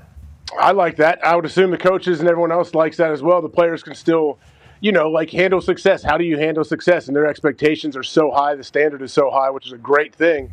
They are the reason why the standard is that way. But, it's another different coaching challenge, I think, to try to keep your team dialed in and never let your foot off the gas. But, it's right, you don't really hear about it. I'm sure, I have Ohio bias. I live here, whatever, so I don't hear it as much nationally. But it's true. Julian Saint, I don't think gets the pub he deserves, and I don't think the team really does either. But I think that's a great thing because we know, all that matters is the end of the season for Ohio State. What was this, last year or 2 years ago? We didn't talk about Georgia on game day. We didn't talk about Georgia for the first 6 or 7 weeks. And Georgia people are going to be surprised to hear this. I mentioned, are we going to talk about Georgia? Georgia, I feel like they're very good. Georgia season's coming is basically what they say in the entire college football world. I think Ohio State's in that same department. Ohio State season's coming. We're definitely going to talk about them. It's should we set the seed that they're very good? Everybody knows they're very good. And I think that is kind of just the national conversation. It's Ohio State's really good. Who have they played? Well, they knocked off Texas. Well, what's Texas? That's a good question. How is Texas? What are they? Good question. And then you talk about the defense. They never give up any points. Yeah, but who have they? It's there's always that. So I guess Ohio State season comes in a bit, but they're dominating people. Georgia won that year, right? Yeah. In dominant fashion? Yes. And that was kind of the same thing in the NBA a few years ago, or a couple years ago with the Celtics. Yeah, nobody was kind of talking about had short odds, just like Ohio State. So history kind of tells us that maybe they are dominant. Maybe this team is very good. And shout out to Ryan Day being able to continue to have success after getting to the mountaintop. Let's go to another overreaction, shall we? It's from Brandon. He's a craft handler. Hashtag I don't want to overreact, but everything in Atlanta needs to go. Ownership, coaches, starters, and the most expensive backup ever. Just sell the whole package and bulldoze the dumbass stadium. Hawks and his stupid soccer team can leave too. Atlanta ruins sports teams. Fuck. All right, Brandon. That's a good stadium, though. I would not bulldoze that stadium. That's a frustrating football team, though. Yeah, the Carolina Panthers, and then we're up. And then we get killed by the Dolphins. This guy has pink eye, he has a swollen eye, and he's wearing a visor, and he kills us. Tyreek Hill's not even on the team. They're going to quit. They're going to do this entire thing. They're coming into our house, beautiful stadium, and then they lose. Boom, that's frustrating. I can see how Falcons fans are a little upside down. You're going to be okay, craft handler. Mm-hmm. Yep. Let's go to the next one here. This is from 69 here. Okay, No Limit Zay, 99. On that note, before we go any further, No Limit 1, I believe. Okay, as a person that grew up in that era, you can take this down here for a second, Foxy. As a person that grew up in that era, I would like to say I completely forgot that Snoop Dogg was a member of No Limit there for a bit as the Versus was taking place this past weekend. I got a chance to catch the last 30 minutes or so of it, 25 minutes or so. I love the Versus. Okay, I'm a big fan. Through COVID, those are huge moments for us all to watch. I mean, it's a great, great thing. Cash Money taking on No Limit, massive piece of my life, so I was excited to get in there. Snoop Dogg showing up for Master P. Everybody showing up for Master P was certainly a thing. And then the nostalgia of, I remember when every song that this group of people put out was just hype as fuck. Oh, yeah. Just here we go, we're going. And then Cash Money, Juvenile looked good. Still in game shape. Juvenile was working. I mean, he had to now. He had to carry a lot of the load over there with Birdman, Manny Fresh. Good to see him as well, by the way. I remember when they got, just that whole run, they took over every summer, basically, of our lives. So to see them back was good. I think No Limit won, though. D-Butch, your thoughts on watching the entire thing? A lot of people saying no Wheezy. It's going to be tough to have Cash Money win that thing. And Snoop coming in at the very end and then leaving. I mean, that was quite a moment in that versus. That was kind of like a Game 7 moment. I think going into it, you saw, okay, Cash Money, too many hits over the decade, still pretty relevant in today's music. So it'll probably be a sweep, maybe a gentleman's sweep. And then as it kind of got going on, later in the game, No Limit kind of came along. Then once Snoop came in, and then they played a Lil Wayne verse on a Millie without Lil Wayne being there, I think that kind of took some wind out of their sails. Juvie did show up. I think him and Mia X was the MVPs of the night. But it was a great little flashback right there for the old heads. It was great. Oh, yeah. I had a great time. I was just looking at my phone, just staring at my phone. Oh, I forgot about this. And I also did not remember that Snoop was on that song. Mm-hmm. I've heard that song 1,000 times, so many stadiums. Mm-hmm. I can't sing the song. Sure. It'd be fun to be able to karaoke that song. But you just can't do it. No, you can't do it. Fudge them up. Can't. No. Can't even. No. I mean, that's a massive piece of the entire. It's the whole song. It is the whole song. Yeah, because and then you're with it. Yeah, because they're not yours and ours. You know, it's not really. But I could certainly. You had to be. You had to know exactly where you were, whatever venue that you were at. You had to be, with your people. What's that? Yeah, at that time? Yeah. With that song? Oh, yeah. Yeah, there's a lot of fighting to a lot of these songs. Wasn't a bunch of phones out during that time. No, there was not. It got fighting at some point, but most times it was just some. I don't know. Kind of like it was our version of Mosh Pit. It used to be much more hype of a society, I think. Yeah. I watch NBA. Young Boy, is that his arena shows? Yeah, it's like the young kids version, like Lil Wayne. I'm watching it, and I'm like, okay, so there is still, we still got that going on. And some arenas nowadays, like, nope, that's not going on. What are we doing? We're not doing that. I like to see that type of stuff. Now, obviously, the motivating music is how I view it. Is going to be different for the modern age than it is for us as old ass people now. Yeah. Like we're not going to listen to their generation in the same way because they've lived a completely different life than us. That's why that Versus is so cool. Like just going back in time, basically, and just that's why when I talked to Carson Daly, I met him the other week. Yeah. I was like, man, so reminiscent of a different time when everything was kind of bang, but only the bangers survive, which is why that Versus is good. Who's up next for that? No clue.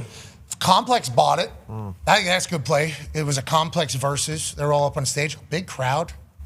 Manny Fresh said we got to get out of here in 7 minutes. That's the thing I didn't like. I felt like it could have went on for another hour, number one, and then the location. Even that tweet, I think they said Louisiana. Like both of these groups were from Louisiana, New Orleans area. So you would think having the crowd there, because the crowd sucked. Crowd absolutely sucked. It was in Vegas. Young people probably don't know a lot of the songs that were kind of some, album cuts. But it was a great flashback, great time while some football was on. I was tweeting some things up. Like, what the hell are you talking about? Football's on right now. It was your tweet. It was your tweet that I saw. I think you said Juvie's in game shape or something like that. And I was like, Juvie? Juvenile? Oh, shit. And then I couldn't find it. Had to go to their Instagram to find the live thing. I'm like, boom, let me get in there. As soon as I get in there, Manny Fresh is walking around. I'm like, yeah. And I didn't even know all the drama that was potentially about to unfold on who's there, who's not there, and all of it. I mean, obviously, that is shout out first. All right, let's move on. Flashback. No Limit Zay, 99. Hashtag I don't want to overreact. But the state of Louisiana football is in shambles right now. Brian Kelly, summer sausage looking ass out of here. Oh, no. Kellen Moore, strong head ass just got here. And we are about ready to throw his ass out the club. Football gods help us. All we have is YB and LSU women b-ball. All right, well, enjoy it all, Zay. Enjoy it all down there. I love that. Sausage. I love that there's a little Louisiana accent in the tweet there. Yeah. Bow. Head ass, looking ass. Get him the fuck out of our town. Kelly Moe's in trouble down there. Yeah. Got to see Shock a little yesterday. Uh-oh. He's starting going forward, right? Yeah. Boy, he already said that? I believe they did make that decision. So that's not right. The thought of you want Rattler to give him a little bit more opportunity? I just don't want Shuck to get his head taken off. I mean, whatever. I mean, they're 1-7 with Rattler. I personally think he's kind of sweet. I'm worried Shuck is going to be looking left and someone's going to be coming right, just based off what I saw yesterday. Yeah, I understand that there's a chance that team's not going to be good for a bit. Wasn't that the expectation going in, though, that they weren't going to be good, right? Longest odds. I don't think a whole lot of people gave him much of a chance heading into the season. So, yeah, it's not a shock, is it? I don't know. It sounds like Zay said, I don't care how bad they're supposed to be. It's worse than he could have imagined. Yeah, and unfortunately, they kind of put all their chips into well, whatever. We'll have the worst record in the NFL, and we'll draft Arch #1 overall next year, and he'll be starting here like his grandpa did, and now that's kind of down the pooper too. So, not good. Let Taysom Hill spin it. I mean, what are we doing? Now is the time to be like, you know what? Fuck it. Put Taysom Hill at QB.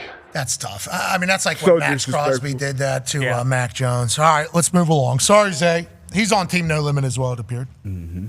At Josh Father, 0017, like Godfather. Hashtag I don't want to overreact, but Bill's dropping a 40 burger on the Panthers don't mean shit. AO probably out for the year. Allen doesn't look good. And Cook is our savior, but didn't touch the ball in the last 12 minutes of the game versus the Falcons. We're losing by 50 this week. What? They play the Chiefs. What? Wow. Why'd you pick this one? This was the top one. There really weren't too many. This is the top one? It was. I came back and saw this one multiple times. I don't know if people kind of just acted like the Panthers suck, so that doesn't matter at all. But I saw a lot of this. I just kept coming back to this. Wow. They're not happy with the Panthers, performance, and they got the Chiefs. 40-9. I know. What more can you ask for? 40-9. That's Overreaction Monday, AJ. These people know whether or not they can win a Super Bowl. Let's go to the next one, shall we? This one's from Caleb. He's a Broncos fan, Caleb. Hashtag I don't want to overreact, but the Denver Broncos are 4 points away from 8-0. We run the AFC West this year. Bo motherfucking Nix is a dog. The defense is special. Just give us the Lombardi already. I like to hear that out of a fan base. I like to hear that out of a fan base. Now, we were one of their losses, the Colts, so let's assume that we would have got one more point than you regardless. But I do like that this Broncos team is exactly what people were expecting out of them coming into the year, AJ. Yeah, I mean, I think it's good. Do you trust Bo Nix to lead him on a run down, to the playoffs? Can he take him to the Super Bowl, you think? I like Bo. What are you saying? I do too. I do too. I do. I'm saying I don't think everybody does for some reason. When I hear people talk about him, I don't think they fully trust him. I do. I think the dude's awesome. There's a reason he had 1 million reps in college. He's played for a long time. I think a lot of that. I put a lot into that. I think the fact that he has seen a lot in college, and he's with Sean Payton, honestly, and. We can say 1 million times, their defense is legit. Their if you have a defense that is able to play at such an elite level, I think you always have a chance. Did somebody get hurt on defense? For Denver? Yeah. Sertan for a second. Shoulder. He came back. No, he did not. No, he missed the second half. Okay, so we should have asked Schefter about that. That's 100%. I love those unis too. Yeah, those are good throwback unis. Fire. Yeah. Those are good throwbacks. I like the Broncos fans are happy, and Cowboys fans, what are they? Oof. What are the Cowboys? Mediocre. They need a pass rusher. They need a lot on defense. Trevon Diggs IR. That kind of snuck in the wire on Saturday. Yeah, what was that about? Concussion at home, right? Yeah, so we don't know. Yeah, there's been a lot of talk around that. All right, let's go to the next overreaction. This is from Bryce Dean 14. Hashtag I don't want to overreact, but the birds are back, bitch. Sirianni and Patullo still suck, but Saquon Barkley is running wild. Tank Bigsby ready to come in and lighten the load. Jalen Hurts MVP level the past 2 weeks, and the Cowboys suck. Life couldn't get better, brother. All right, head coach and offense coordinator don't know shit, but everybody else is good, including the offense. That's awesome. I appreciate that out of Philly fans. Do you think they'll ever come around on Sirianni, or some people will ever come around on Sirianni, AJ? I mean, they'll come around like every time he wins a Super Bowl, and then the second he loses a game, they'll be back out. And even they're winning games, though. They're even winning games. Yeah, you're right. It's just the way it goes, I guess. Patullo going under center, D-Butch. This is what everybody said they needed to do. They do it. They have success. Why don't they love him? Yeah, mixing it up. Look, Patullo, he just got to keep his blinders on, keep calling games. And will the people against Nick come around? Probably not. Maybe after a three-peat, but they've been in, 2 of the last 4 Super Bowls, fresh off of one right now. So, yeah, once Barkley gets rolling, I think Eagles fans want to see that, obviously, and then the passing game going as well. I think they'll be happy. What were they calling Patullo a couple weeks back? Kevin Ublo at calling plays. Oh, Ublo at calling plays. That was rude. Yeah, ridiculous. I didn't like that one bit. Sounds like they're still not completely sold on. Let's go to the next overreaction. It's from Chop LaRue. Hashtag I don't want to overreact, but there's actually nothing to react to. The Dallas Cowboys have been letting me down for 35 years. That there is just numbness. All right. Sorry to hear that, Chop LaRue. Sure. Sorry, Chop. Tough spot to be. He's desensitized to the suck. Oh, man. Just last week, too, coming off a big win. We're going to trade for Max Crosby or Trey Hendrickson. And then they just get absolutely fucking shite stomped. And Now there's just no hope anymore. Now they're numb. Yeah. Let's go to Barendir at BarendirX. Hashtag I don't want to overreact. But Lamar is coming back Thursday, and it's belt to ass for Miami. Ravens run the table, will win the North. We're all the way back, baby. It's still hashtag fire Harbaugh season after that. So there's been a trend here. Seems like there's a trend. Yes. Come on. Seems like there's a trend. Yeah, we win. We'd like that. But also, don't love at all what this guy's doing. That's the head coach of this entire thing. Are fans ever going to be happy from what you're reading there, Tush? No, and I think, now, especially with what's going on in college football, I think it's just amplified. Like, there's always, some of this a little bit, but people are seeing like, well, fuck it. We can just fire our coach right now. Who cares? We'll find someone who's better. That's the way it goes. Yeah, and I don't know where all those coaches exist, but hopefully they'll find them. And here's the last one. This is from AJ Dahlmeyer at TheAge55. Hashtag I don't want to overreact, but Tucker Kraft is the best tight end in the league. National Tight End Day, and this man put the tight ends on his back. Death, taxes, Tucker Kraft, yak. Packers bringing home the Super Bowl. Oh, and hey, AP voters, rank the Hawkeyes, you cowards. Hashtag yak God. Hashtag go Pack go. And that appears to be Tucker Kraft having a good old time in a car home. So this is your burner. No, this is not my burner. I just said, you know what? This guy's making some very salient points. I think this should probably be in there. Tucker Kraft's a beast. Shout out to all the overreactions. We appreciate you guys. I love Tucker Kraft, man. So good. Me too. Love that face mask, too. The triple thing on the side. Oh, does he have the triple T? Yeah, he's got real moxie. So much swag. And he's impossible to tackle. AJ, what are you doing? You got to go saw the knees out, but he might knee you in the head. Oh. Yeah, that's what I'm saying. There's no easy way to get this guy down. He's a big old dude as well. Awesome. Helmet is awesome. That helmet is good. Aaron had look at Jordan's. It's cleats. Yeah, he's clean. Yeah, Tucker Kraft's got the moxie, the swag, the durability, the gritty. They had no chance of those jerseys. I agree. Just coming out of the locker room. Yeah, they went in halftime. I think a couple of them just probably walked past the mirror at halftime. What the fuck am I doing? Oh, jeez. Shit. Shot themselves. We're done tackling. We're done doing anything. We're not wearing these. They put us out in public like this. This is unbelievable. Aaron, new helmet there, right? This is a new helmet for him? I don't know. I was looking at that. Is it different? I know the black pads inside make it look weird. Yeah, he switched helmets for the Bengals game. So maybe go back. I know they made him. They made him transition out of an old school helmet. Aaron's been awesome. None of it's Aaron's fault, but if it's not broke. I did like Chris Collinsworth talking about how Aaron has been. Aaron was pretty proud of the mobility in extending the play because they had the time from snap to throw and then the time from snap to throw the last couple weeks. Yeah. And Aaron's been able to extend the plays like he was back in the day. So it has been fun to watch him do his thing for this Pittsburgh Steelers team. Vastly different than what we think of the Steelers team. Offense doing well, defense doing ass. Yeah, before the season, if I would have said, hey, there's a weakness, it would have been the offense, and that has not been the case, and Aaron's been awesome. So, shout out him, shout out DK, he's been great. But yeah, the defense just sucks. I love how pissed off Aaron gets too. Oh, yeah, the best. The best. I love it. What did he call someone last night? I think he said cop stutter, Okay. like something around like cop stuttering. I think He's like, always angry. when you're gonna cop something, like steal something, and then you slow down, Okay. so you stutter in the copping of something. I think he said you cop stuttered. Yeah, he said you cop stuttered. Gotcha. And you can't be doing that, obviously. So that's crazy. They even ran slow mo going into commercial of him saying that a couple times. Couple of times him talking about the stuttering around there. How do you think Aaron feels about it all? Honestly, what are your thoughts? I think he looks like he physically feels great. Like how he is moving. I think every week he feels like it looks like he's moving a little bit better and better, and his arm is very live. I don't know. I'm sure. I honestly would bet that he's sitting there thinking like, "Hey, it's a long season. I'm not going to ride the roller coaster of ups and downs." I think he has trust in the defense. He knows they'll figure it out probably when it matters. And yeah, I think he's proven a lot of people wrong with how he's playing. Yeah. But also, life would be a lot better if we're winning. Life's a lot better when we're winning. The amount of passion, we talk about his reaction and talking about the stuttering of the copying of stuff. He's all in. Oh, yeah. Yeah. I mean, it is. There's no lack of disinterest or anything like that for him. It feels like he is very, very, very, very dialed in. Absolutely. Fully invested. He came into the season at least saying this would be his last year. I don't know where he stands on that now, but you talk about how he feels. I want to know how Cam Hayward and T.J. Watt and those boys over there feel, because it's got to be a tough Monday sitting back and watching this tape and obviously, having those hard conversations with each other. But you think you have the talent in that room. Guys are already making that money. It's a lot of, established vets who have played a ton of downs, so it's not like you're dependent on young kids to try to figure it out and play a role. So I'm interested to see how that unit and that leadership turns around that side of the ball. Funny you said Cam actually said there's a lack of buy-in and heart on the defensive side. So that's very concerning. Yikes. Going into mid-season. A lack of buy-in and heart on his defense? Is that what the scheme you think? What is that? Does that mean with the scheme, or what is that?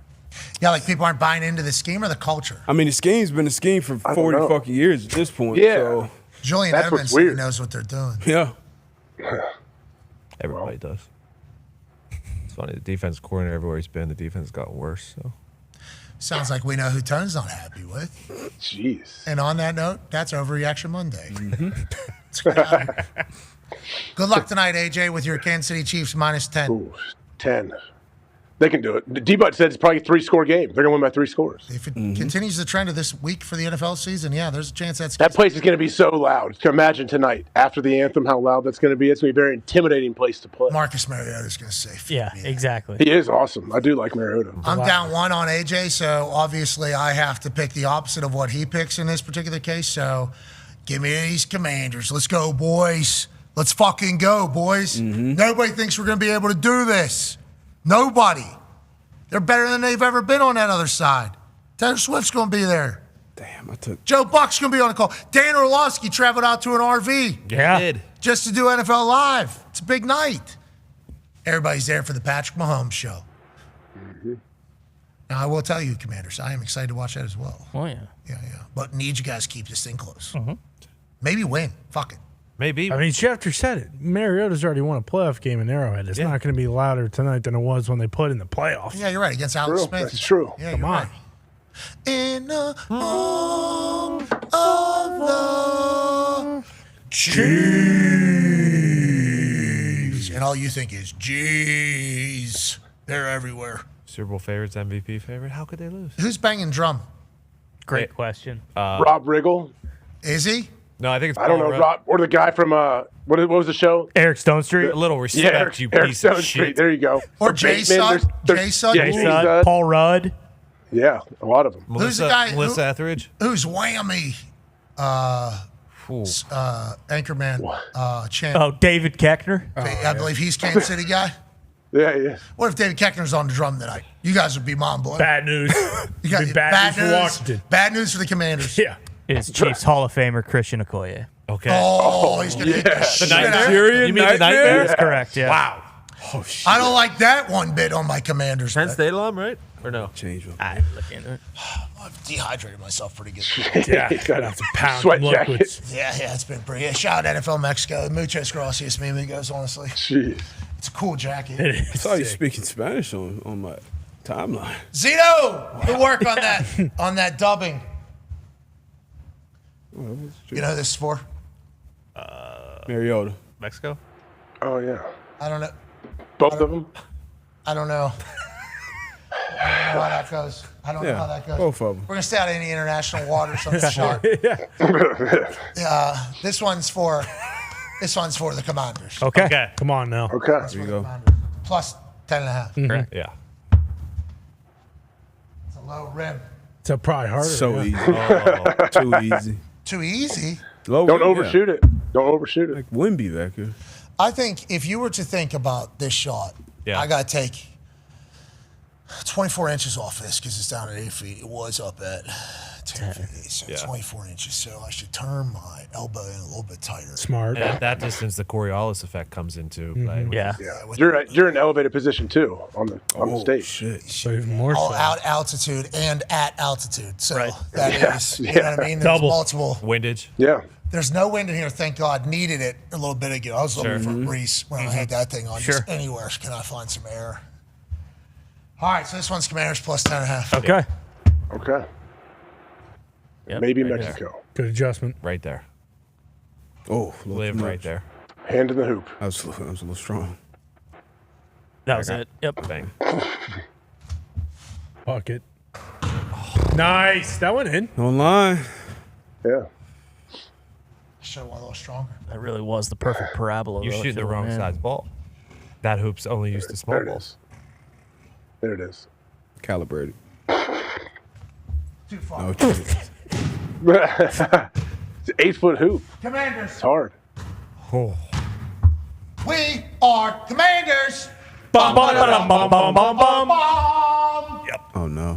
Oh. Commanders are getting these shit beat out of I didn't like it from the very beginning. You guys heard me. I didn't like it at all. It's true. Yeah, I like what you're doing. Yep. Yeah, there you go. Yeah. That's a U-ball hoop. That's Ball not a that's basketball meant hoop. for that hoop. Finish off the shite slate. Get D-Bone to do a 360 dunk or something on that 8-footer. From the free throw line? You're asking for Yeah. Achilles. Yeah. That might take the wall down. D-Bun heard that. He's going to try to do that today. And when this wall falls exactly, D-Bun, that's on you, AJ. Yep. Okay? The whole brick wall. It's coming out of here. I mean, It's I not am gonna be worried from the about the rim, ball. though. Whole brick wall falls Just on hope his body doesn't make a mess. All right, so this one is this one is actually. Wow, Here we go. okay. Yeah. Yeah, tuck the elbow. There it is. Yeah. Oh shit. It's the elevated Whoa. positioning. Yeah, That's all. whoa. That's all. That's just the elevate. You got to keep That was You going didn't, in. yeah, That's it was good. right. You didn't cock your elbow enough on the first one. Oh, yeah! See, lock it and load it. Not even fucking Good line. close. Good line. I don't feel good about Commanders any have of it no tonight. chance. All right. Throw football. Yeah, you might as well. Yeah, there you go. Say hi. There it Yeah, is. snap.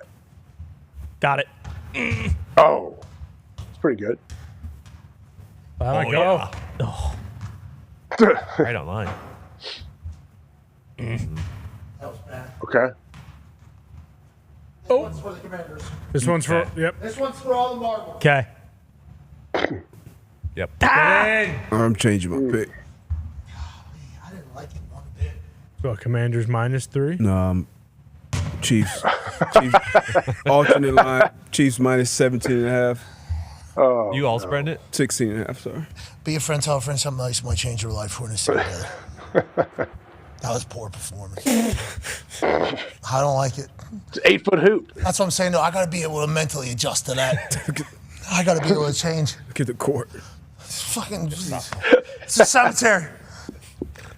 Just misses, and failures everywhere. Jeez. But you know we what? get better. We will, and we'll be back tomorrow to overreact to what happens tonight.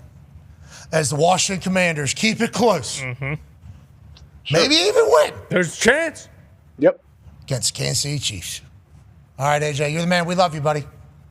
Thank you, guys. Love you guys. Hey, Appreciate thank you for speaking about Nick. So I know that's not easy, but it's good. I think it's good for people to hear, So I appreciate you doing that. And I know we only planned for a little bit of time. I appreciate you doing that. Just know that we all fucking love you and all his family and friends, dude. We are so sorry that happened, okay? Appreciate it. Yeah, man. Thank you.